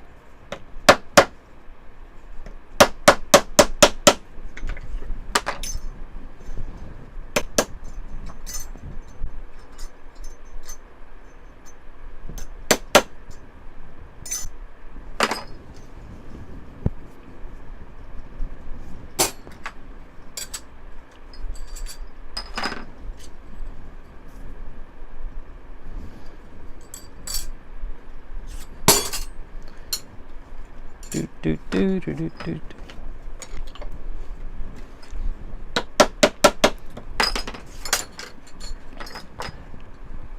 So I always have music playing,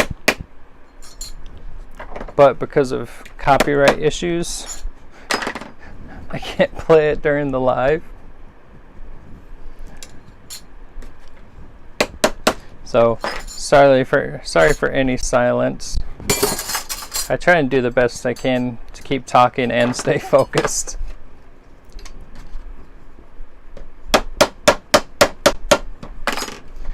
So I'm hitting it mostly right here because that is the part that makes this come down. So when I'm here, I can see those little marks on the side, the little gap. And by keeping those marks back there, I don't have to work around and do extra work. That's pretty much where the bending is taking place.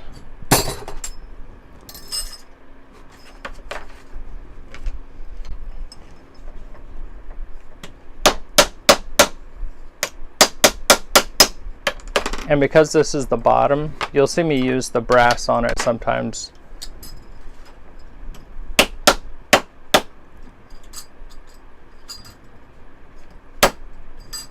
There we go.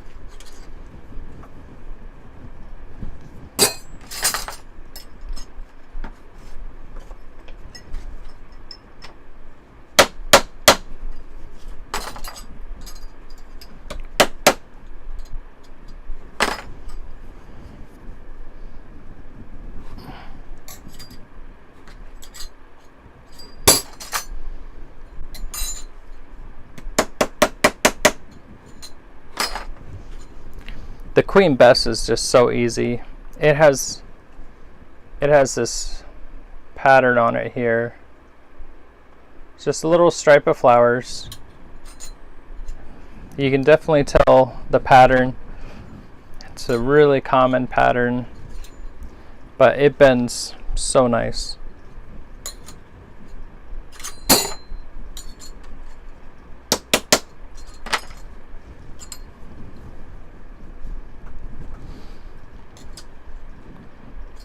It's right at not too soft, but not stiff either.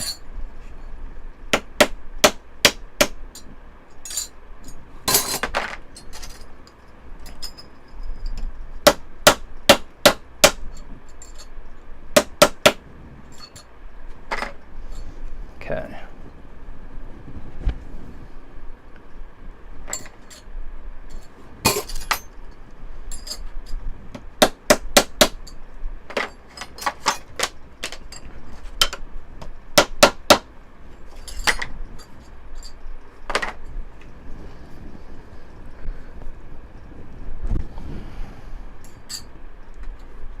Is it break time yet?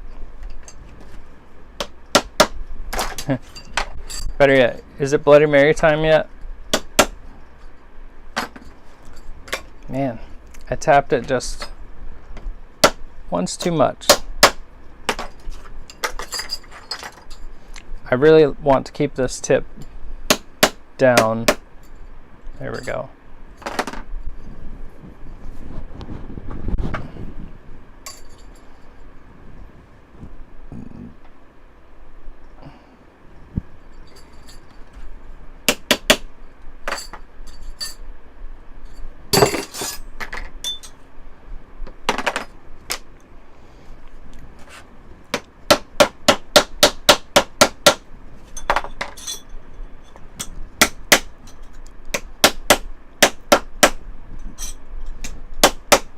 And I'm trying to focus most of my hits on the outside edge.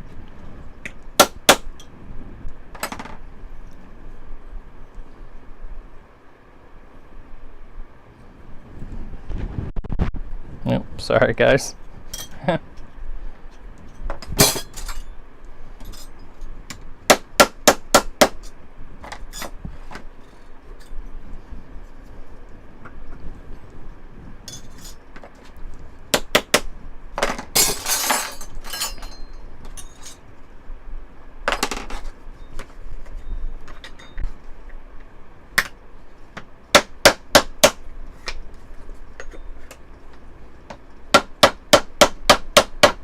as the board starts to wear down, you start to get a little dimple in here, and you can use that dimple to go past the point that you want to go to,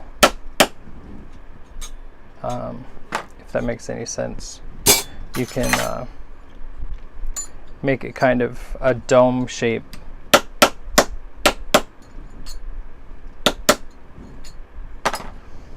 That way you can bend those edges easier, and it stays a lot better. This was our experiment.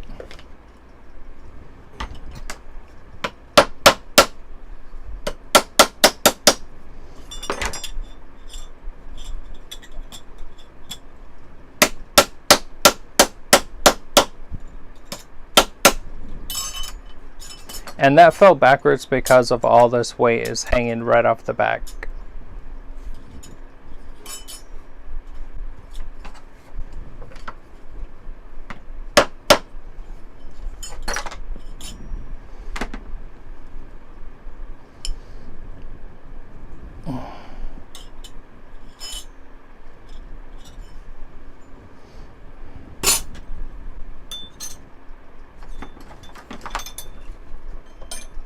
Here we go.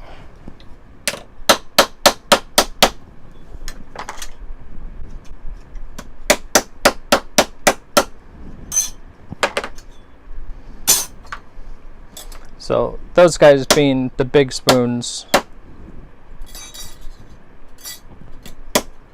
they I'll use the flat ones on them so they won't have to connect. Almost done.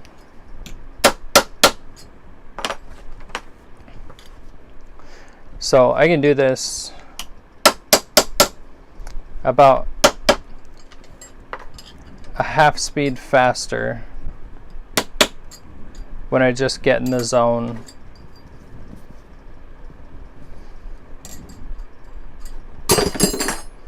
I think it's like an average of 30 seconds at this stage.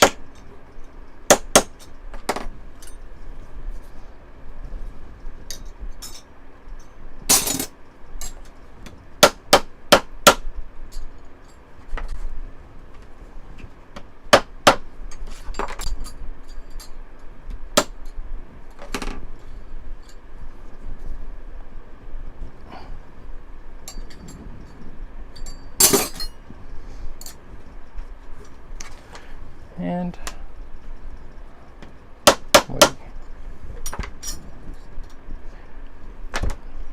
I'm glad my fan's not too much of a nuisance, because it was hot in here the other day. I haven't been able to really do any work for a while, so getting back into my happy place. Come on.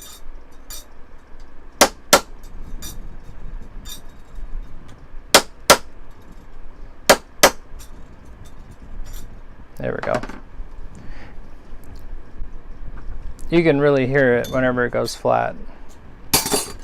1, 2, 3, 4, 5 left. And then I'll show you how I set up my soldering station.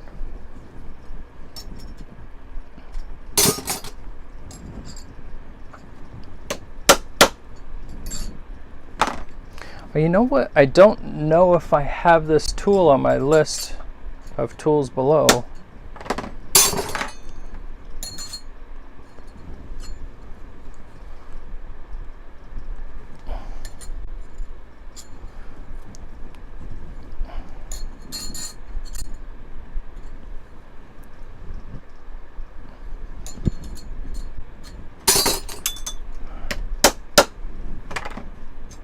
One more, and it's gonna be an easy one,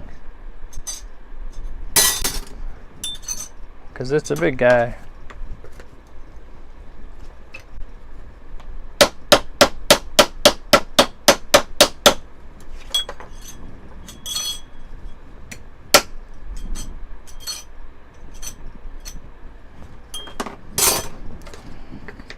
right, there we go. So, next step. Where'd my mouse go? So, our next step is soldering.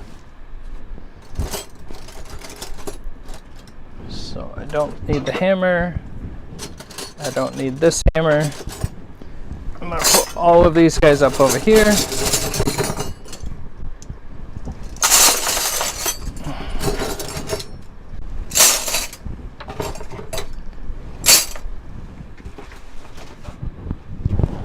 All right, so to set up my station for this project, I have a thing of water here, still mostly full. I'm going to put this down here, and I'm going to put my box down here also. So I'm going to be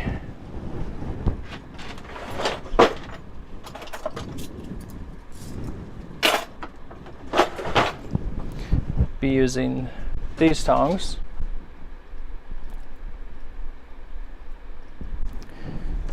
And we'll get a whole bunch of these up here, all facing me. And by facing, I mean the hole towards me.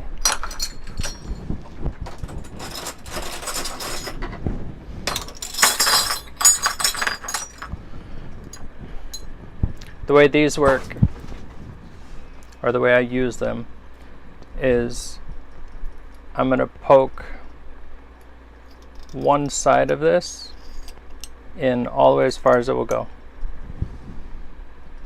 So one side has the metal going down and the other side doesn't. That's going to be important. Let me get my saw put away somewhere that's not losable. Yeah, that place does not exist. So here's the tool I was talking about. I'm not sure if I have in the description. This actually screws in here, so it looks like this. This one is a Reacc, R-E-A-A-C-C. That might be an I in the middle, but not quite sure. It's an aluminum block. I think I've used all three at one point in time, but for the most part, I need one. This is all I need right here to do this. So we'll get the vise ready again. I'll get me small, and I'm going to bring it up a little bit.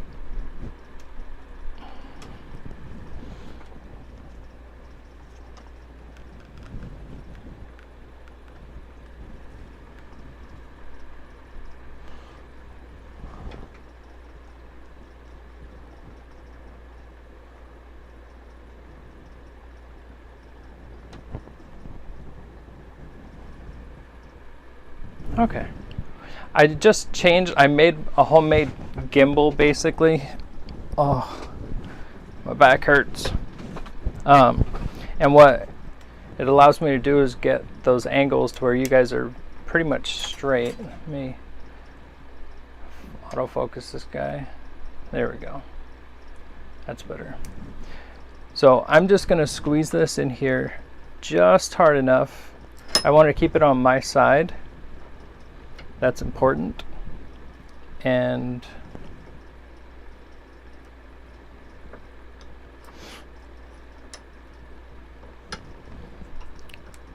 for me, I have to adjust the handle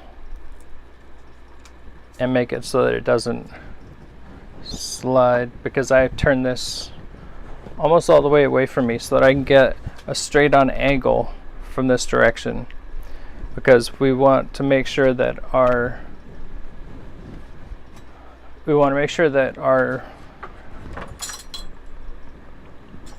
bud vase isn't set like this. So from this view, I get to see it straight. And then whenever I turn it this way, I get to see if it's straight this way. So this is a fire block that I got from a local chimney fireplace store. I actually cut it in half, so I have another one of these I think out in the shed, but I put it on here.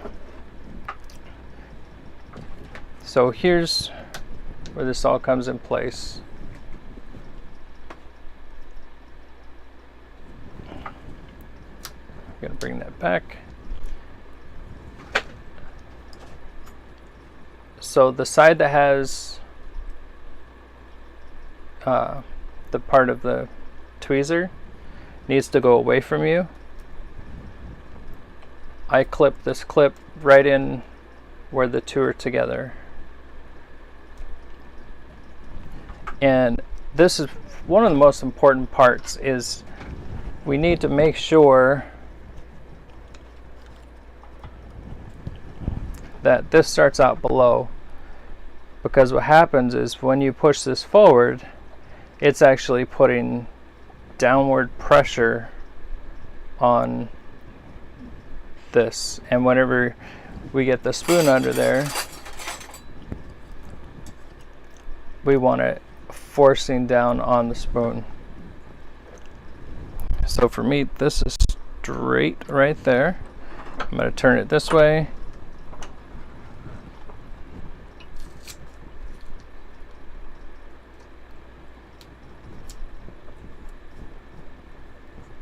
Okay.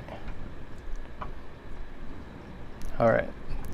So now I'm looking at it from this angle, and everything looks good there too.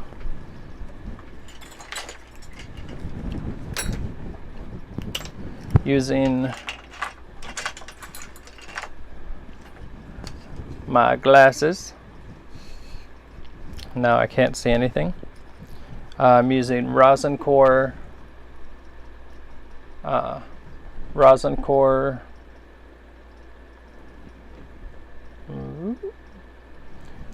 this is solder, and I'm just going to be using my propane torch. So this is just one of those propane cans. I refill these. I haven't done a video on that. I probably should put that on my list. There is lots of videos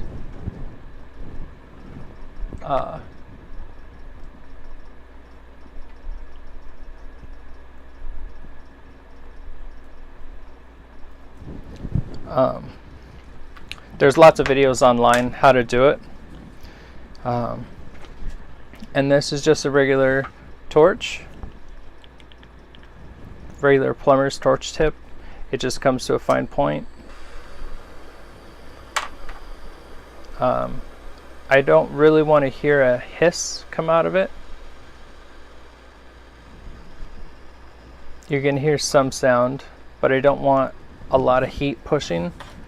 We're going to straighten this out, and we're going to heat this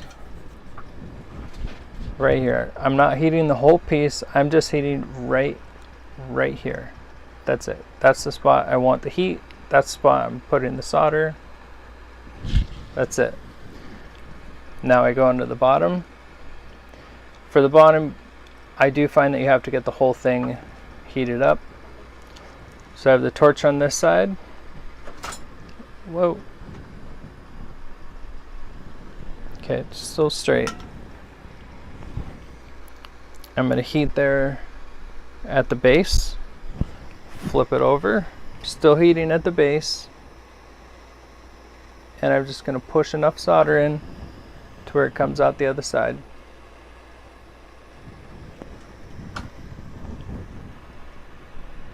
There we go.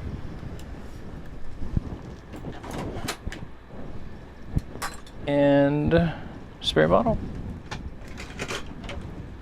Spray bottle. This for me sets the solder. And I'll take this holding the tweezers, and I'm going to put this in my bucket. and let that cool off. I'm going to grab the next one, same thing, clip it right in here.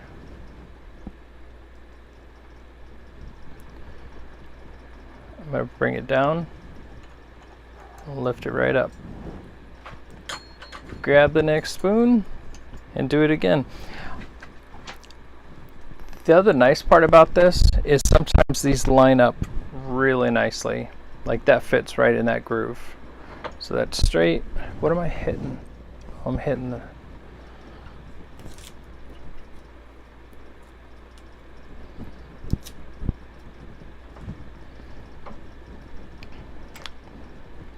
There we go. That's smoother. All right, so this for me needs to go this way.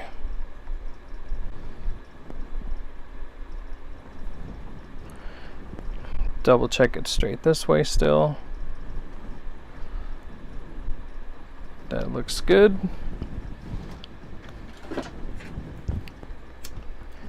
You can use other types of gases, map gas, acetylene. I can use my acetylene torch for this, but those get really hot. You don't need this super hot. You just need to get that spot hot enough to start melting the solder. And this is not silver solder, so it doesn't have to be really hot.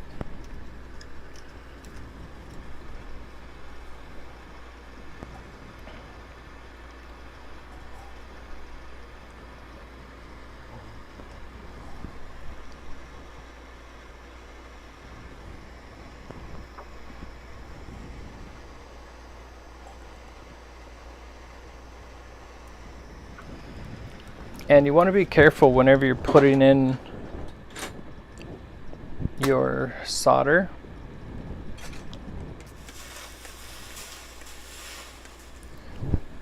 Another thing I also do is I spray down. I don't spray the solder itself. I spray down and let this run down on it. That gives me a cleaner solder line. I just thought about that.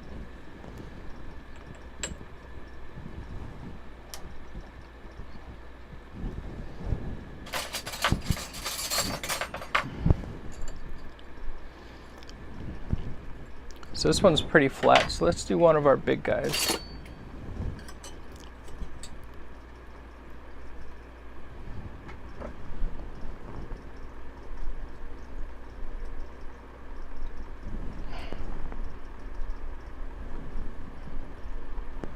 So it's straight that way.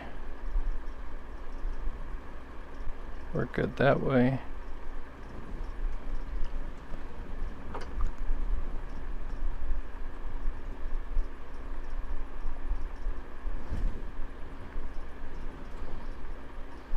Okay, so again, repeat the process.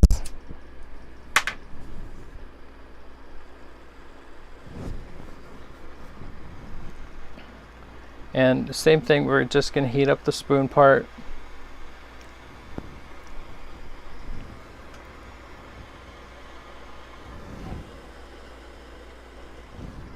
I don't want to push in too much heat.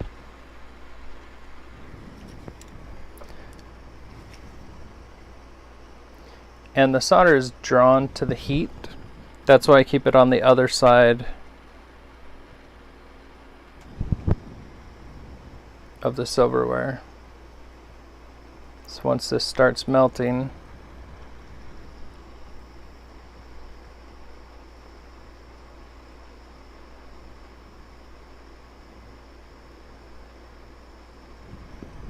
and these always take more solder.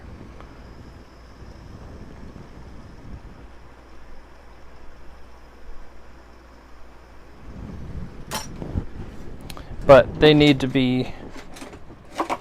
that extra solder to make sure that they're holding.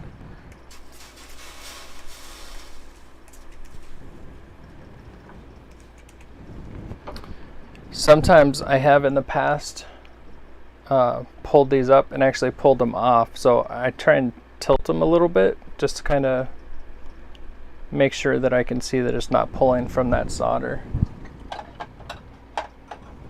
because that's a pain putting that back together.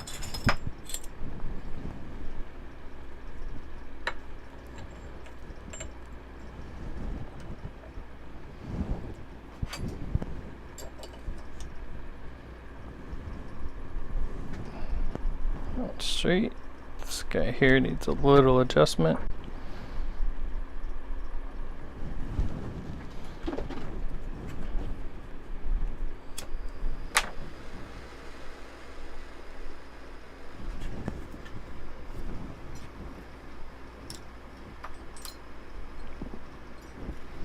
So again, just focusing the heat right here. The spoon needs heated and the knife needs heated for them both to get a good solder join.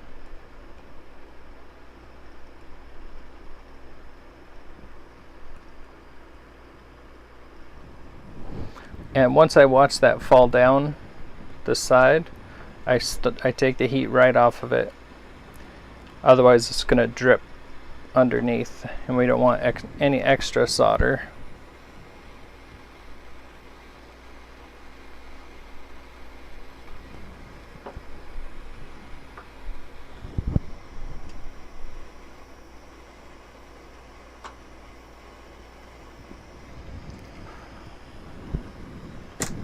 And it got really hot.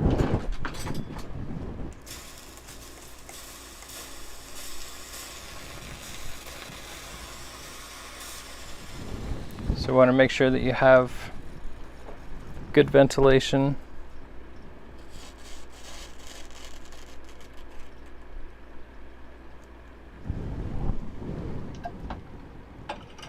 Alright, so my bucket is full.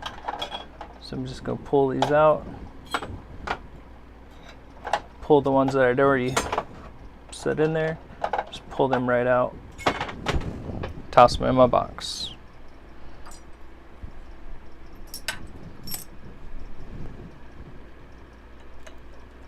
Next,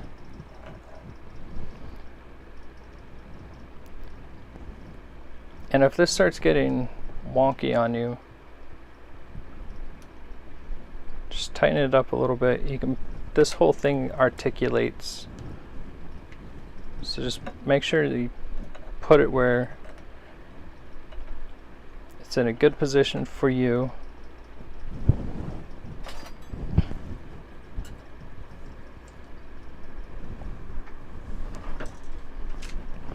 So let's adjust it right there. What am I hitting now? My handle fell down again.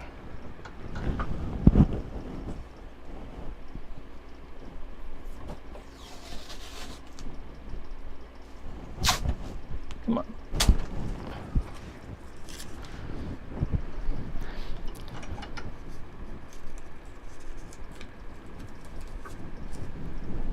There. You definitely don't want any bumps in your sliding around, because that changes everything. It can pull things apart so quickly. Okay.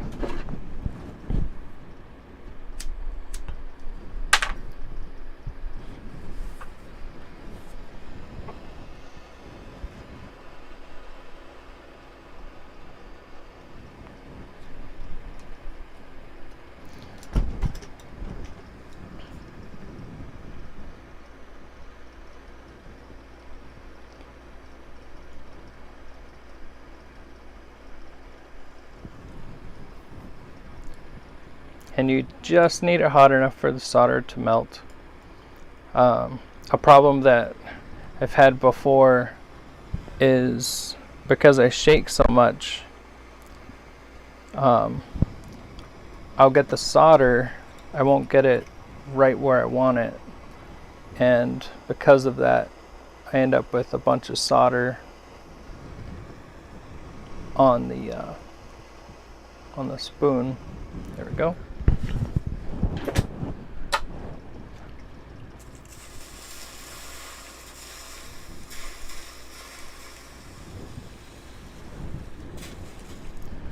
You want to watch that solder go nice and even all the way around. Should look smooth.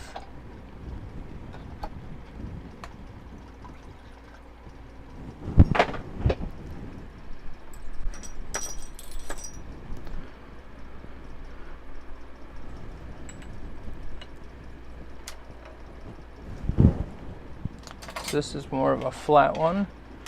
Let's grab a big guy here.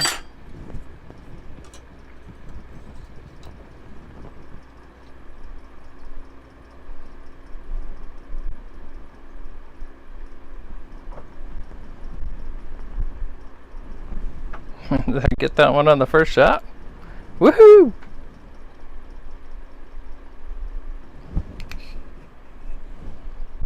Yeah, looks good.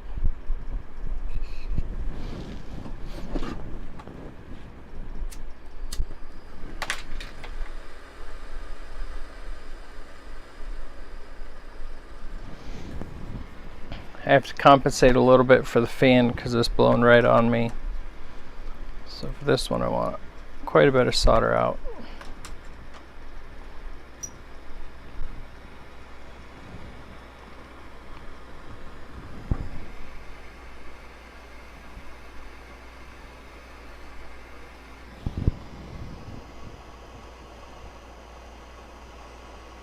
If you start to see your spoon start to change colors, kind of take a little bit of heat off of it for a minute. You're going to get some discoloration, but you don't want it to actually start changing color because of the amount of heat.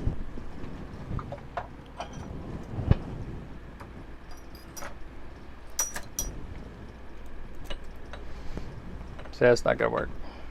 Bring that right down. That way you can push it up and have that tension.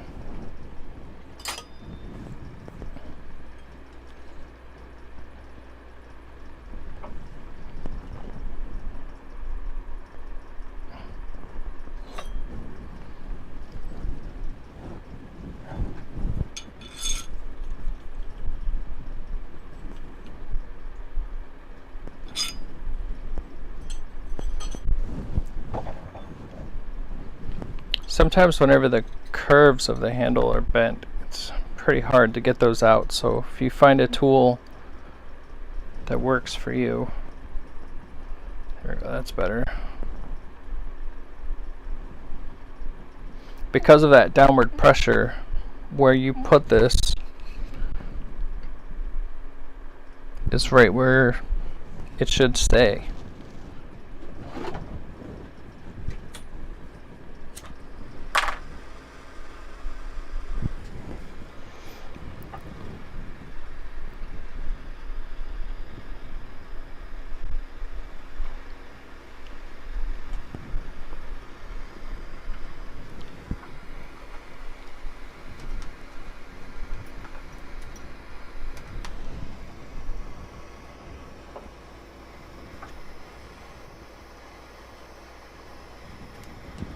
And I'm not really putting any pressure, because remember, we don't want this to move.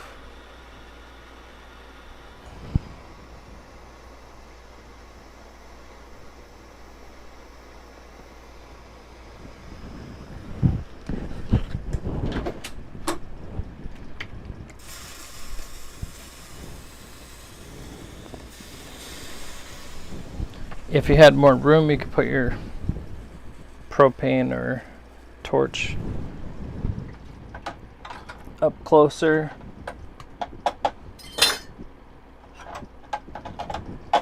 But I have a little box down here that has a whole bunch of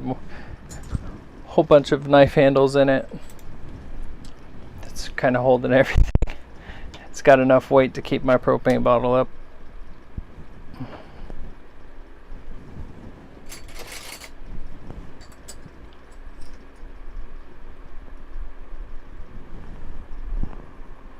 Kind of lean back to get the view.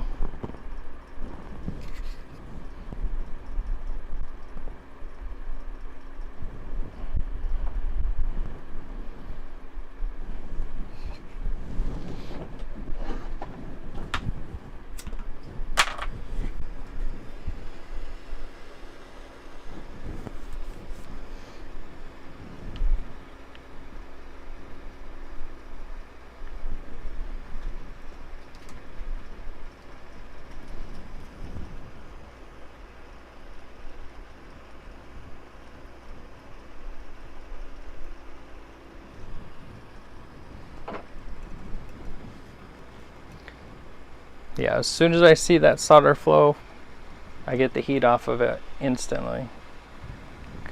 You definitely don't want that to drop all the way down.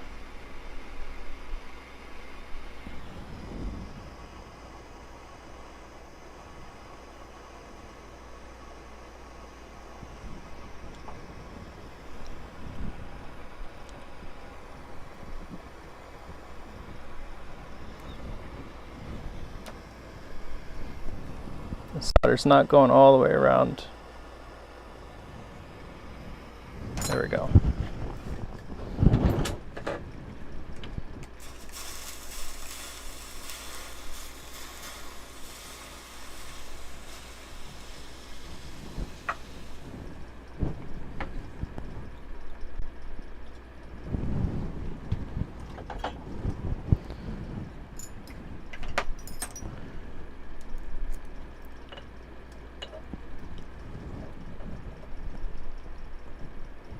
And remember, this stone is going to be hot, so when you're doing a bunch like this, try not to touch the stone.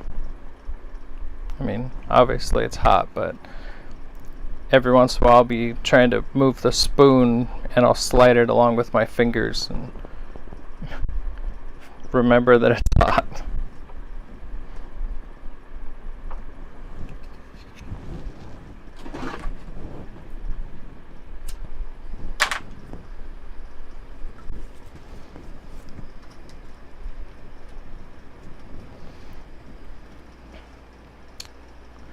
So I think I am not going to be able to finish this because I'm almost out of solder.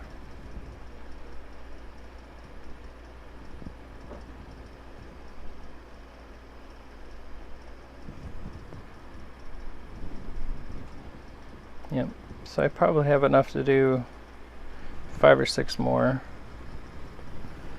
But then I've got to go to the store.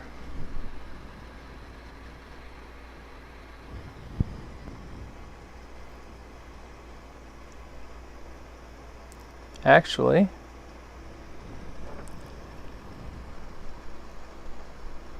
I have to go help my wife right now. So, I want to thank all of you for joining me, sticking around. Some of you, like I said before, if you haven't seen my videos or haven't subscribed yet, please do. I'm always here for answering questions, and this is my happy place, and I hope it can be your happy place too. Oops, wrong one. So I will see you next time. I have to go help my wife, so I will see you guys all later. Have fun.